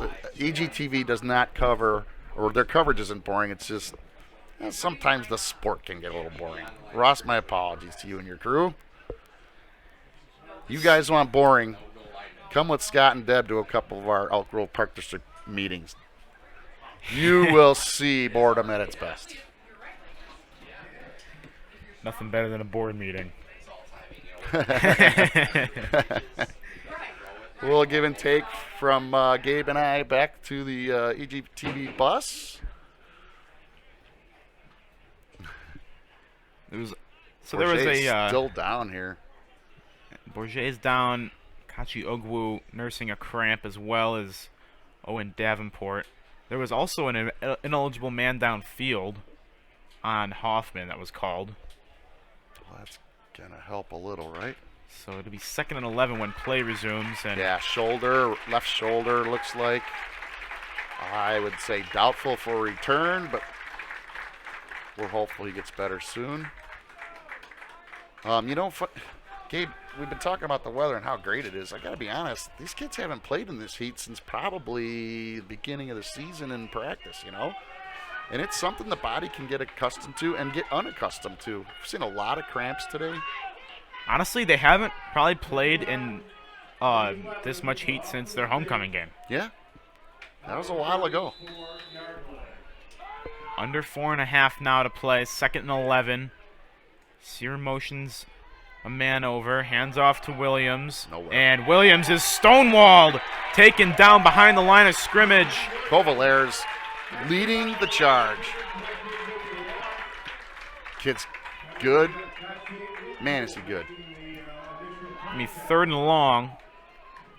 Is that 64 defensive end or defensive tackle? He was plugging a major hole. Great job by the defensive line of EG.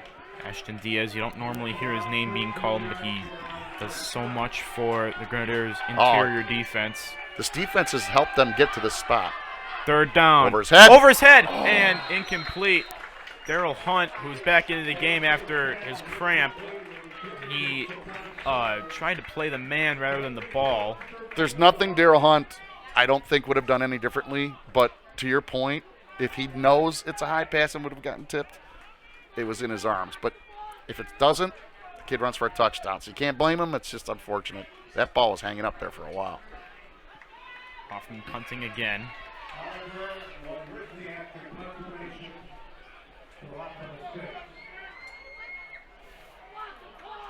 Some movement there. Rizniak. Let it go. That one nice. Bounces back inside Hoffman territory. So the Grens winning the field position battle right now, but they only have 3 points in the second half to show for it. 3:32 left in the third. Oh, Pat Foley would have been happy with that on his broadcast. 3:32 with 3 minutes to go in the third quarter. And both teams' scores are a multiple of 3. I'm not going to say it again, Gabe. I'm just not. But the offense, ... Really need to get going soon. Janzik, that floats. Complete Lucas Rogers.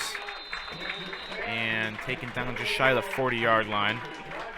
I don't think people can really realize how hard of a throw and catch that is. It's, such a long way for the pass to go.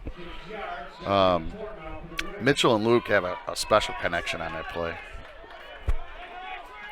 They've had a connection all season between number 12 and number 7. Janzik feeling the pressure and taken down. Number 90, Jonathan Mayfield. I'm trying to figure out how he got Mitchell down that quickly from behind. And there was no horse collar call, but that was awkward. I'd like to see that again. It's good pursuit. Mitchell was just ready to let that fire, too. I'd like to see Ewan and Lucas on the same side down here and just run a little pick play. It's your two best receivers in my mind. 3rd and 6, Janzik. Look, and tipped and complete.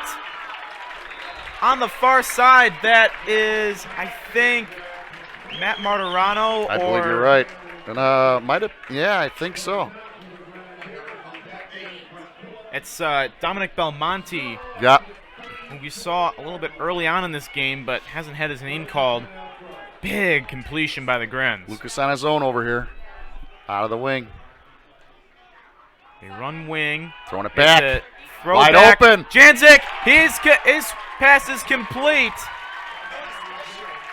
It's a Elk Grove version of the Philly special, and it works to put the Grens in prime red zone territory right at the 20. I cannot underestimate the addition of Coach Perlman. I just am seeing stuff I have never seen before under Coach Osei's watch, and quite frankly, 3 other coaches prior to him. It's just a breath of fresh air, and it's working. Out of double wing, handoff is to Janzik, and he gains around 4 yards. 1:45 to go, getting close to crunch time in this game with the Grens down 12. This has to be 7, right? Under no circumstances can we come away here without 7 points. Janzik throws out a double wing. That one complete to Dominic Belmonte, who's still on his feet, and finally forward progress stops him. That's going to be close to a first down. And it is. They're going to drop the chains. 1st and goal for the Grenadiers. Grens have struggled in 1st and goal situations so far. Elsner. Handoff to Elsner. Boy, you're not kidding. That's a great call. They have struggled in the red zone.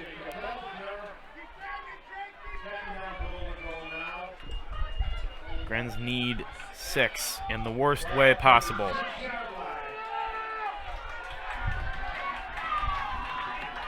Big play here, 2nd and goal. In double wing. Janzik on his takes own. the handoff, takes it himself, and Touchdown. pulled down. How do you call that? Pulled down close to the goal line. I thought he might have been taken down by his face mask. No call. His knee must have been down because as he outstretched, I thought he was over the goal line, but we got to get this in here. I don't want to wait till 4th down. They hand it off to Elsner. There it is. And he is. No signal yet. He's in. Touchdown, Grenadiers. When they need it the most, they get it. Jacob Elsner, his 2nd today. I don't want to say Jacob Elsner's an unsung hero because he's not, but there have been games where he's played his heart out and not gotten his name called. Boy, has that changed today. He's having a heck of a game today. 21-15 pending the extra point. This is key here. Matt Martirano to put the Grens down 5. They've been able to hold Hoffman's offense so far in the 2nd half. They've been able to find answers for Quincy Williams. That one up and good. Wow. Grens trail by 5. Martirano made that probably by another 20-some yards. Well, Gabe, we asked for something close going into the 4th. I believe we have it. And just what the doctor ordered for Elk Grove puts the crowd right back into it. Sidelines jacked up. You need to take that momentum to the defense now.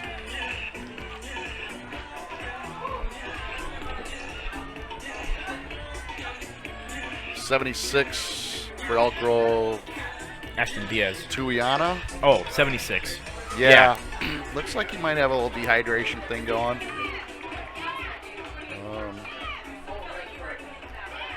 He's such a personality on that offensive line. Yeah. Christian Tuiana. Big kid. Big kid. Yeah. Funny, always tries to lighten the mood. 31 seconds remaining in the 3rd quarter, and then it's on to crunch time, decision time, the 4th quarter. Gabe, you'd know better than me being at school with these guys, but I got to believe this is probably one of the better chemistry teams that Elk Grove's had in a while. Oh, without doubt. In fact, I was last year the Grenadiers were playing Hersey, and I was on the marching band in the tunnel, and here's a little pooch kick, and loose ball. I think the Hawks got back on top of it, and they did. Hey, can you argue that call? I cannot. No. They've gotten chunk yardage off their kickoffs. Yeah. So not only do you stop from a chunk yard play, but you almost got the ball back on Yeah. this. That was a great call. I couldn't quite see which Hawk was the one to receive it, but I bet you his coach is in his ear right now telling him to call for a fair catch next time. Absolutely. But you kick it that short, some of these players don't know the rules. You know, they know the rules, but kind of forget about them. Hoffman pitch to What a tackle. Williams, and he's taken down. Logan Tosterud stonewalls Williams again. Defensive play of the game for Elk Grove. Logan Tosserud fired and finished. Logan Tosterud, another one of those personalities on this defense, never shy to celebrate after making a play. He had a pick last week. And the crowd getting into it now as the third quarter is over. We're on to the fourth quarter here in Elk Grove, and the Grens trail by 5. Great set of parents in the crowd today and onlookers. They're into it. I'd venture to say, no offense, they're outperforming the student section. I tend to agree. The student section is typically not good, especially this year. For whatever reason, student section just isn't loud enough. Agreed.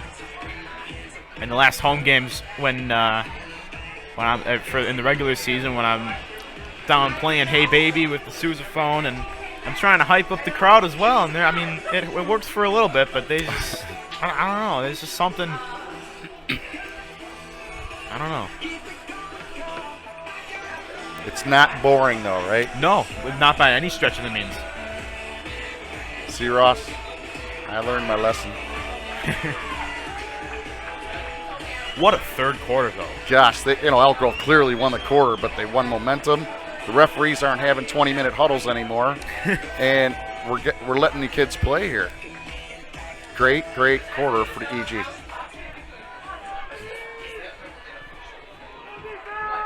Second and 13. Inside Hoffman territory. Sear, fake handoff. That one complete. Number 11, that's Anu Ajibulo. And he's got first down yardage into Grenadier territory. Jacob Elsner had first contact, but the receiver just did a little shoulder shake and gained an extra 8-9 yards. Boy, I can't.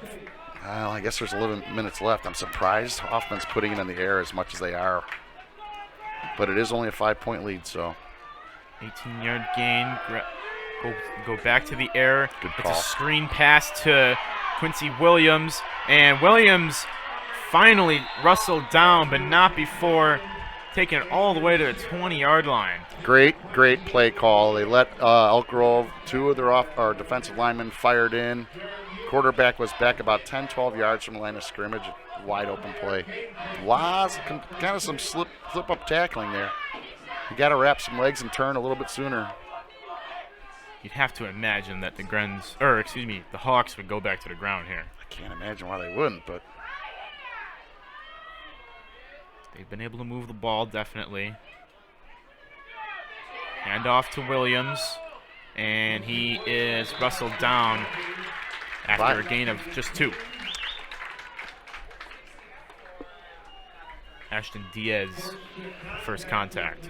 our first contact on him always seems to be 2 to 3 yards behind the line of scrimmage. It's got to be helpful to him.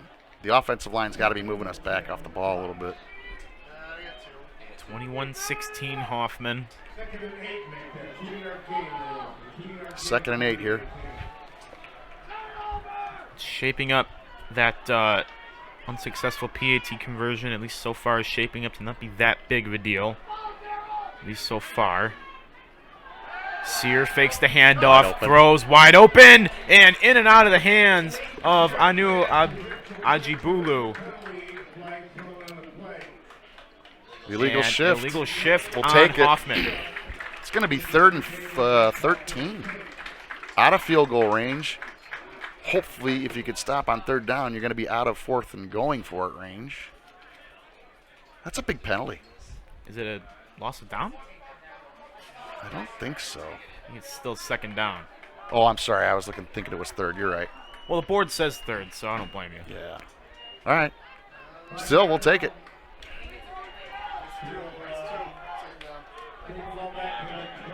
Second down and 13. Grens need to eliminate a big play here. Yeah, we need to stop. I mean, no more first downs. This has to be a stop, these next 2 plays. Handoff Williams with a full head of steam. Going sideways. And taken down after a gain of, call it maybe 5. Williams is down. Williams is down and holding his leg. Yeah. It's the calf. I'm telling you, it'll be a cramp. I bet a mortgage payment on it. Looks like he's holding his knee, actually. Let me see if I can look on the TV here and get a little better photo. Well, I got him surrounded. If you see the leg go up in the air, that usually means a cramp. Well, I'll tell you what, it would be a detrimental loss for Hoffman. Yeah, you don't want to see that. Their best player, that's for sure. Yeah, I don't think this is a cramp. You don't want to say that an injury for another team is a break, but it's almost like a break for Elk Grove. Well, I gotta believe he's over 100 yards for the day, correct? Oh, definitely. Clearly, right? I gotta believe Hoffman is just crushed if he has to come off for any long period of time. Still down now. Crowd is definitely silent here. Yeah. Good news is he's picking up, sitting up a little bit. The away end and the home end at this point are holding their breath. Also acts as a breather for the Elk Grove defense. And Yep. Williams is finally up. Looks like he's walking off pretty well. I don't know. You hope for the best, honestly. When it comes to high school sports, you hope for health and safety.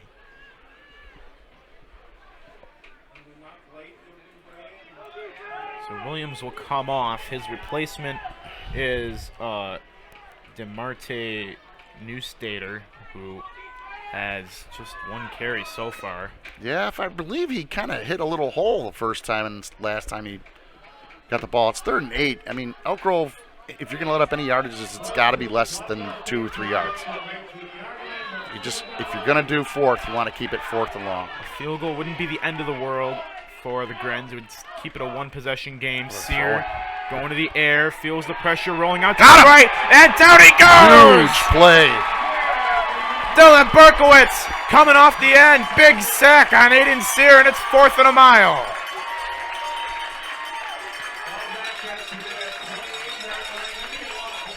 Wow, did Berkowitz show up here? He's a grinder. Now we'll see what Hoffman want to do. They might just, I don't know. Berkowitz had a really good game on offense, quite frankly, against Wheeling. Do you just try and take a shot at the end zone here? Boy, I like this for Elk Grove here. If it goes our way, clearly. Got to be smart. Stay in your lanes. Big stop by the Grenadiers if they can get it. Shot to the end zone, and in and out of the hands. No flag.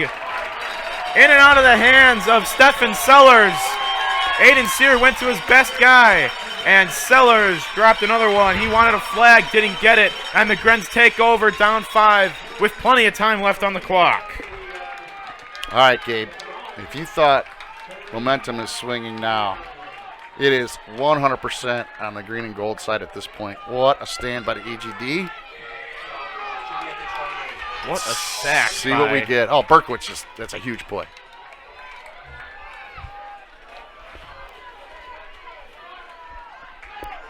Offense has got to move. We got just under 9 minutes to go.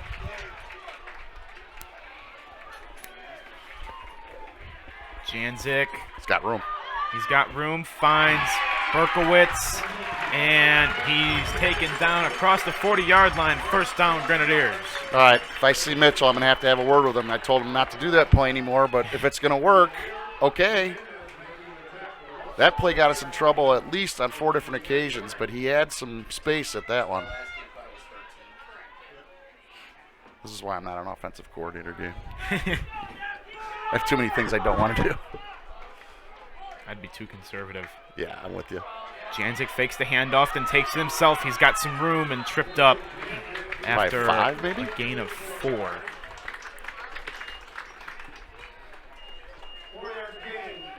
Boy, Elk Grove's got to feel really good about where they're at right now, right? Yeah, definitely a tense time.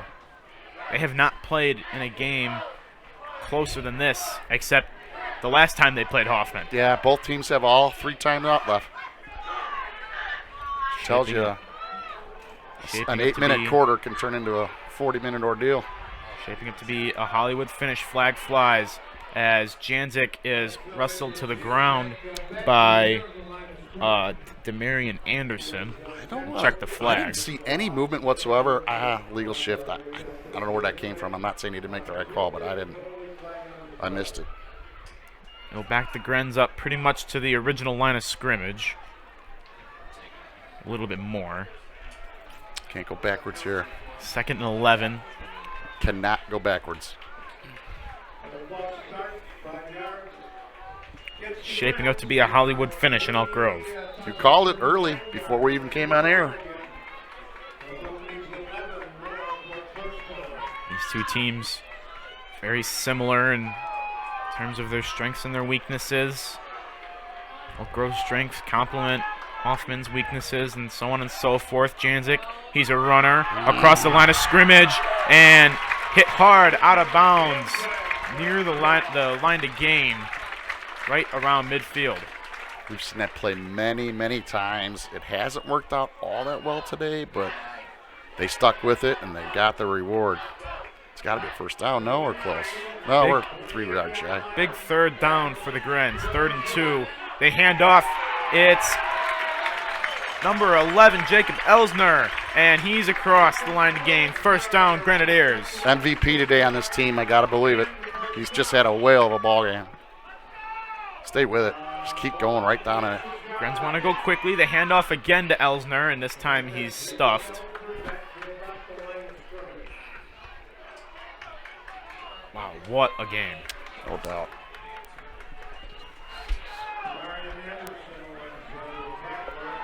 Under 7 minutes here in the 4th. 2nd down, Janzik throws out a double wing. That one complete to Dominic Belmonte for a short gain to make 3rd and manageable. Yeah, good play. Berkowitz comes down off the wing, and he's going to do like a little crackback against one of the corners, and then all you need is one miss. But it just developed a little bit slower than usual here.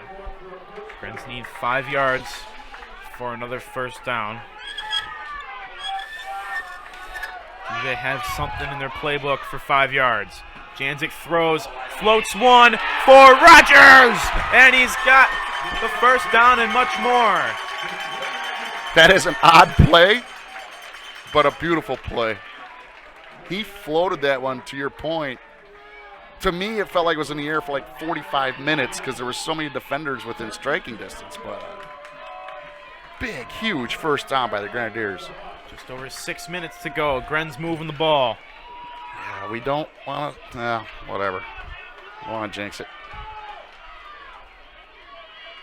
1st and 10. Grens get out of double wing finally. A little confusion here. Maybe an audible. Janzik fakes the pass, runs up the middle, has a little bit of room. Good play. And taken down at the 15-yard line. Grens are in the red zone again. Hoffman's got to be scratching their head a little bit here. Just go back to like 10 or 12 different instances where this game could have gotten out of hand for either team. Yeah. It's a strange one, I'm not going to lie. Instead, it's culminated in a 5-point game. Grenz knocking on the door. Mitchell Janzik Got room. hits a hole and taken down at about the 10-yard line. It's going to be close to a Close first to down. a first down. We'll see where they spot it. Hoffman player down here. And they will... They're moving the chains. First down. Yep. First down just shy of the 10-yard line at the 11. Hoffman's got a couple kids with cramps. They're not coming off. This heat's getting to the players. I know it doesn't seem hot, but when you're on turf and you're in football uniform. A timeout. I wouldn't be shocked if Hoffman used a timeout here. Yeah, I am surprised a little bit. Clock's down to less than 5. Empty set for the Grenadiers. Janzik direct snap. Straight We out saw run this there. a lot the last time they played Hoffman, and he's across inside the 10-yard line. Not much of a gain there. The Grens do have a chance at a first down if they get to about the 2-yard line. Let's hope we don't have to worry about that. At what point do the Grenadiers want to take their time and try and will the clock down?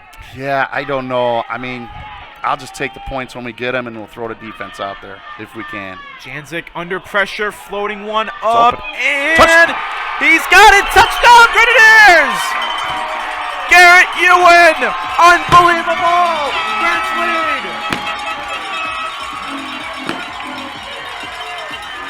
Mitchell Janzik floated one up, and Garrett Ewan comes down with another big catch. Listen to this crowd. Gabe, you cannot defend a wide receiver any better than the Hoffman Estates cornerback did, but that pass was insane, and it was even better catch. Spun around, catched it at the top of the apex, and brought it in. Unbelievable play. Timeout Elk Grove. They're most likely going to go for 2. Try and give themselves a field goal cushion. Wow, what a play design. What a throw by Mitchell Janzik. And what a grab by Garrett Ewan. Well, he was under duress, too. That was kind of a freelance, if you ask me. But he trusted his player, and the player helped him out, went up and got it.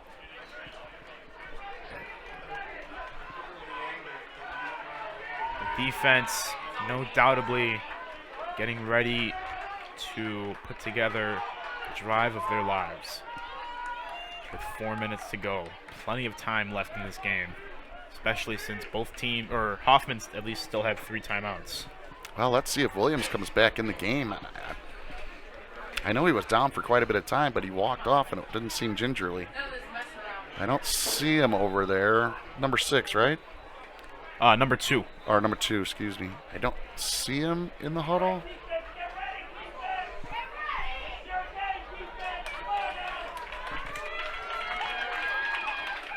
Got to watch the middle of the field here, right? They're not going to go deep when they're this far back. And if they're going to throw the ball, it's going to be in front of the corners, behind the linebackers. Crowd on their feet. The Gren's going for 2 to try and make it a 3-point game. Defense readying on the sideline. Janzik, empty set, trying to find the end zone, and he is stopped short. Taken down probably 2 inches shy of the goal line. Not the end of the world, though. The Grens still have the lead. Yeah, back to my point now. Elk Grove, they've got to watch the middle of the field on defense. You know, Hoffman's got their back against the wall, but they also have all 3 timeouts. What little win there is in their favor here in the 4th quarter. We have not seen Hoffman attempt a field goal yet, but their kicker on their extra point seems to have plenty of leg for a 30, 35-yarder. Wow. Win or lose at this point, what a game. And yeah. What a stand by the Grenadiers to come back in this game. They were down 21-6. And it's now 22-21 Elk Grove.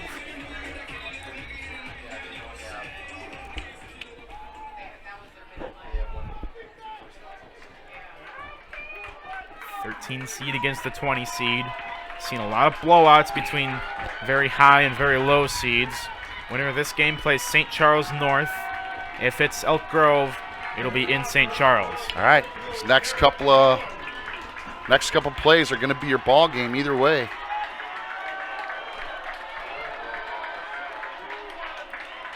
Garrett Ewan to kick it off. It's another little pooch, and this time they do call fair catch. They might have hurt us.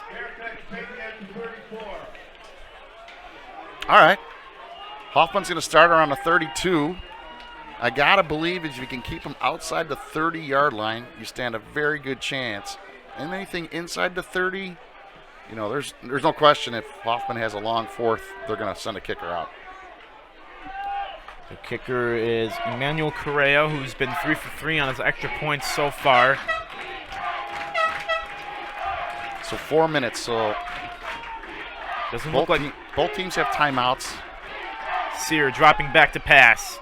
And that one complete. What a catch. I think he caught the ball out of bounds, but when he landed, his knees were in bounds. That's a heck of a play. No sign of Quincy Williams. Well, if that's the case, right, now we really got to watch that middle of the field. Or when I say middle, on the sidelines, but just beyond the linebackers. Hoffman, if they want to win this game, are probably going to have to do it through the air. They do hand off, though, as this one, 25, DeMarte and Neustaedter picks up the first down. A couple years on the stop. Clock stops in high school when you change the chains. Hoffman in not too terribly of a hurry right now. They have plenty of time. Got to get some pressure here. Looking wide deep open for wide open number 4. He was looking for Xavier Martinez, and he had the separation on Garrett Ewan, but Sear overthrew his man.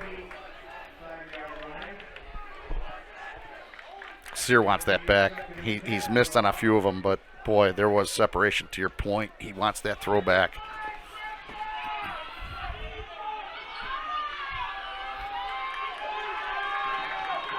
Second and 10. It's crunch time now for both teams. 3:38 left. Watch the run here. Nope. Sear looking deep for Xavier Martinez. And Martinez hauls it in just over the hands of an outstretched Grenadier. I believe that's AJ Jilwaiwa. Yeah, it's actually Owen Davenport, just out of reach of the corner 1. Not all is lost here. Gren's got to buckle down, though. 3:30 remaining.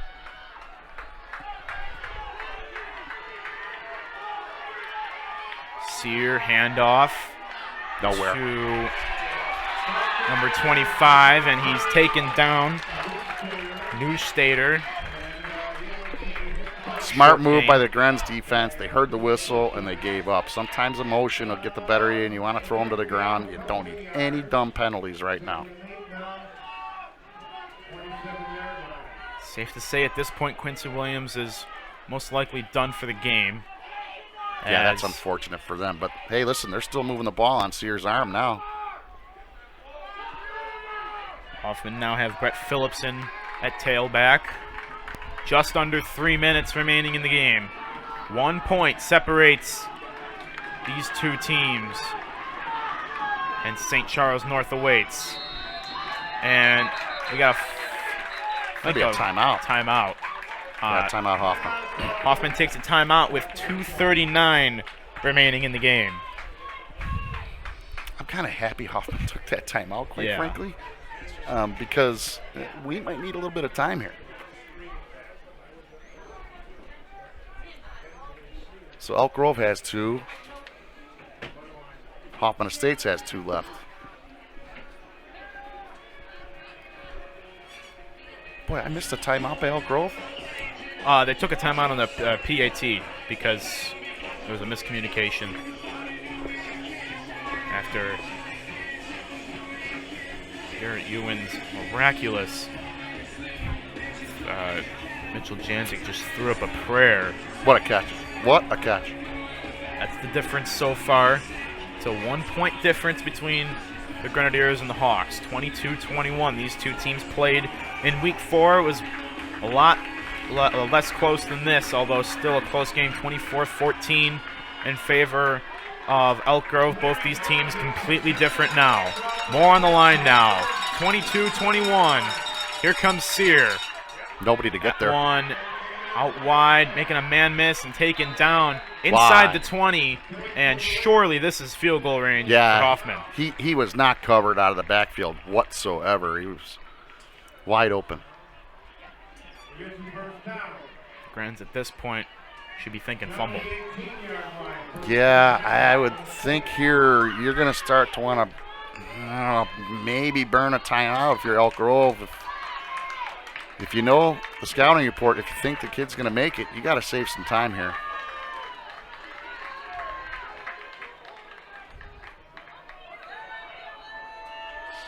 Sear hands off. And all the way up the middle. And in the end zone. Touchdown, Hoffman. Unbelievable.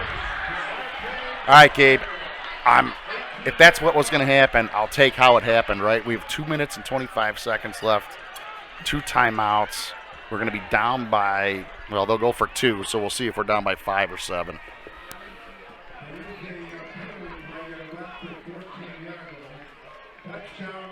I mean, you hate for them to score, but I'd rather take 2:25 when they score instead of 45.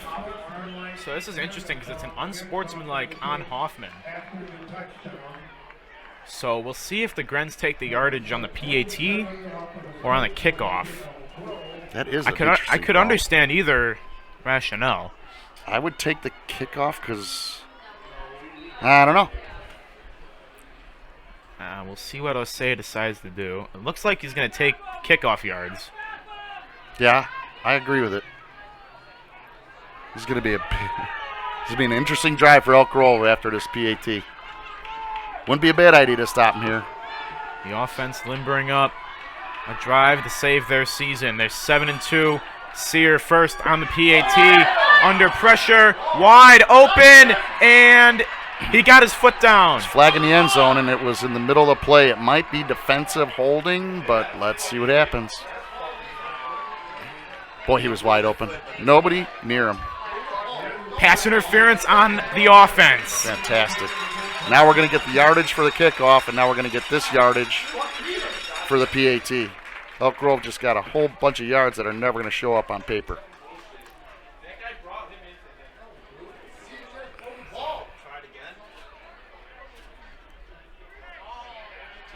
Yeah, I mean, if you're Hoffman, you got to go for 2, right? I mean, it just... Well, at this point now, make it a 6-point game, force Elk Grove to have to kick the PAT. Yeah, I don't see their field goal kicker getting it from this yardage. Maybe they're still going to go for it. They are going to go for it. So, big stop here.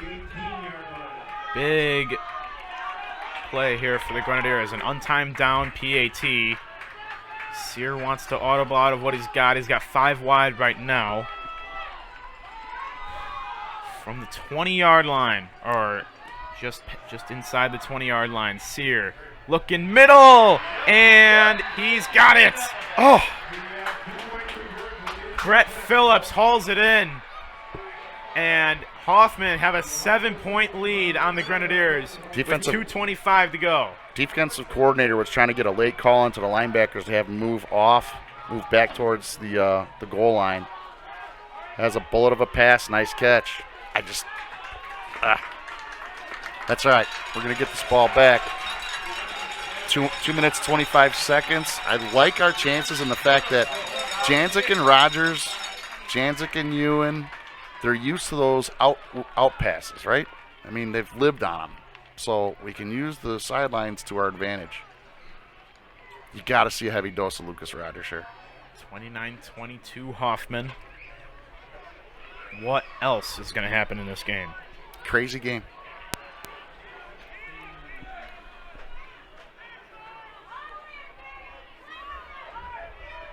Lucas has got a cramp.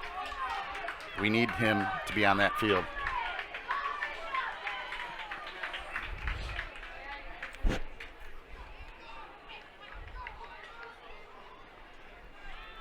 So because of the unsportsmanlike conduct, Hoffman's going to have to kick it off from their own 25-yard line. Well, Lucas's cramp comes at an inopportune time because he could have been back there receiving the kickoff. But we got a sure-handed Daryl Hunt, knock on wood, and I can't see the other one. It's Dominic Belmonte. Yeah, two key players to the offense.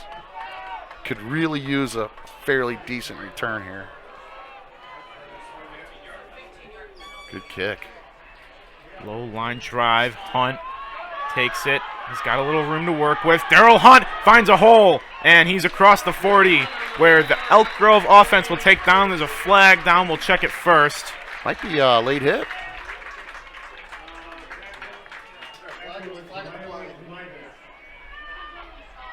Check the flag. The fall season for Elk Grove has been a season of many highs and many lows in both football This is an important and call soccer. here, and I have no idea which way it's going. It's holding on Elk Grove. So that'll push him back to the 30-yard line. The Grens have 70 yards to go if they want to save their season. Yep. They've got the horses to do it. They've got the timeouts to do it. Stay calm. Do your job, right? That's a big thing in sports now. This is not out of the question by any stretch with this offense. EG Soccer lost in a last-second winner by Fremd in the MSL Championship, and then we're a first-round exit. It was heartbreaking there. Janzik, that one sucked in by Garrett Ewan, and now they say incomplete. Can't worry about it, guys. Just get in the huddle. There's not enough time to worry about a bad call. There's no replay in this league. 2nd and 10. Let's go. Osei is still arguing with the down judge over it. Yeah, I'd be coaching my players before I'd argue any more calls. That one just out of reach of Dominic Belmonte. 3rd and 10. Well, now we got a 3rd and 10. This is not how Elk Grove wanted to start this drive by any stretch of the imagination. You're in 2-down territory, but you don't want to get to that point. 3rd and 10. Grens needs something. We'll risk a 4th and 10. Been pretty good on 3rd down. Blitz. Janzik, it's a screen, and it's a short gain to Jacob Elsner. 4th and 6. Here's the season right here. How are we not finding Lucas? I know they probably got a double team on him, but man, you got to put the ball in your best player's hands. Rogers shifts to the bottom of the screen. Here's the season right here, 4th and 6. Crowd on its feet. Grenadiers down 7, and we got a timeout first. What an ending, Gabe. Mm-hmm. Great high school football game. No matter what the result is here, this is going to be a lasting memory for everyone involved. Yeah, well, you know what? What a great season. Many of us know the history of Elk Grove going back, 5-6 years ago. It's been a tough road, but boy, this team is just, I'll tell you, it's captured the town residents too. I mean, a lot of people are talking about it. A lot of people have the names. They know the names of the players. It's just been fun year.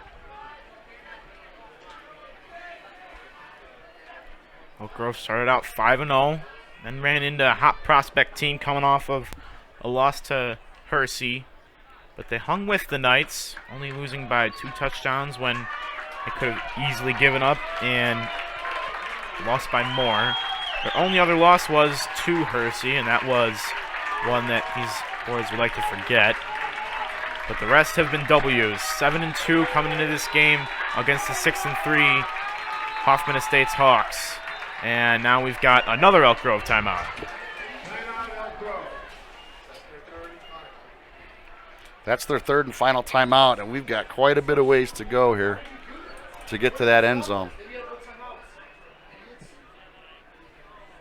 1:35.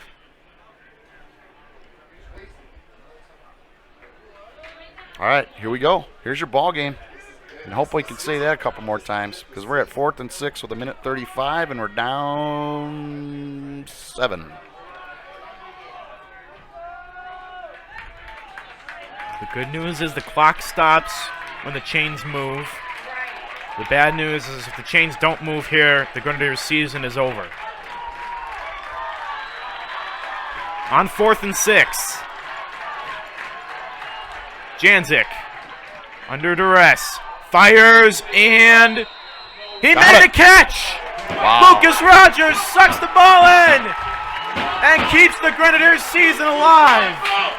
You got to get the ball in your best player's hands, and that's what they did. The Hoffman coaches upstairs in the press box irate. Here's Janzik looking deep. Lucas Rogers, and just out of reach.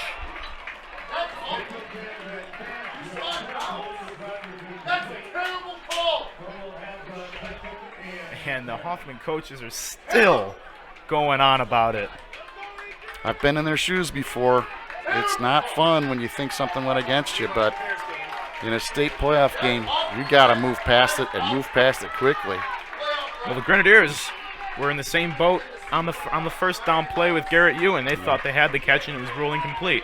Low Here's snap. Janzik. He's got time. Low snap, rolling out to his right. Mitchell Janzik firing and incomplete, broken up by Oliver Warzniak. I like Mitchell just to keep that, get about 6 more yards and head out of bounds, but we're going to have 2 more downs here. It's 3rd and 10. 3rd and 10 again, 1:09 remaining, 69 seconds remaining in regulation. We need positive yards on this play, and more than just a couple. Friends down 7. Could really use a big chunk right here. Mitchell Janzik under pressure and taken down. Janzik sacked back at the 40-yard line. Demarion Anderson, who's been in there all day. Clock is ticking still, unfortunately, and that's going to do it, I think. 48 seconds, and you can't spike the ball, so here's your game here. Grens need to go for broke. 4th and 15. They need something to happen. Somebody's got to get open. Janzik throws it up in the air, says a prayer, and knocked down, incomplete. Brett Phillips on the defense, and that is going to wrap up the season. Really unfortunate turn of events for Elk Grove, but I will tell you, Hoffman Estates hung in. They did what they needed to do. They found out what worked, and when Williams went out, they went to the air, and Sears played a really good game. It's unfortunate for Elk Grove. I know they're down, but I mean, this whole town's going to remember this year, this team, for quite some time. I know the students will too. And I'm just happy as a senior at this school that I got to experience something like this.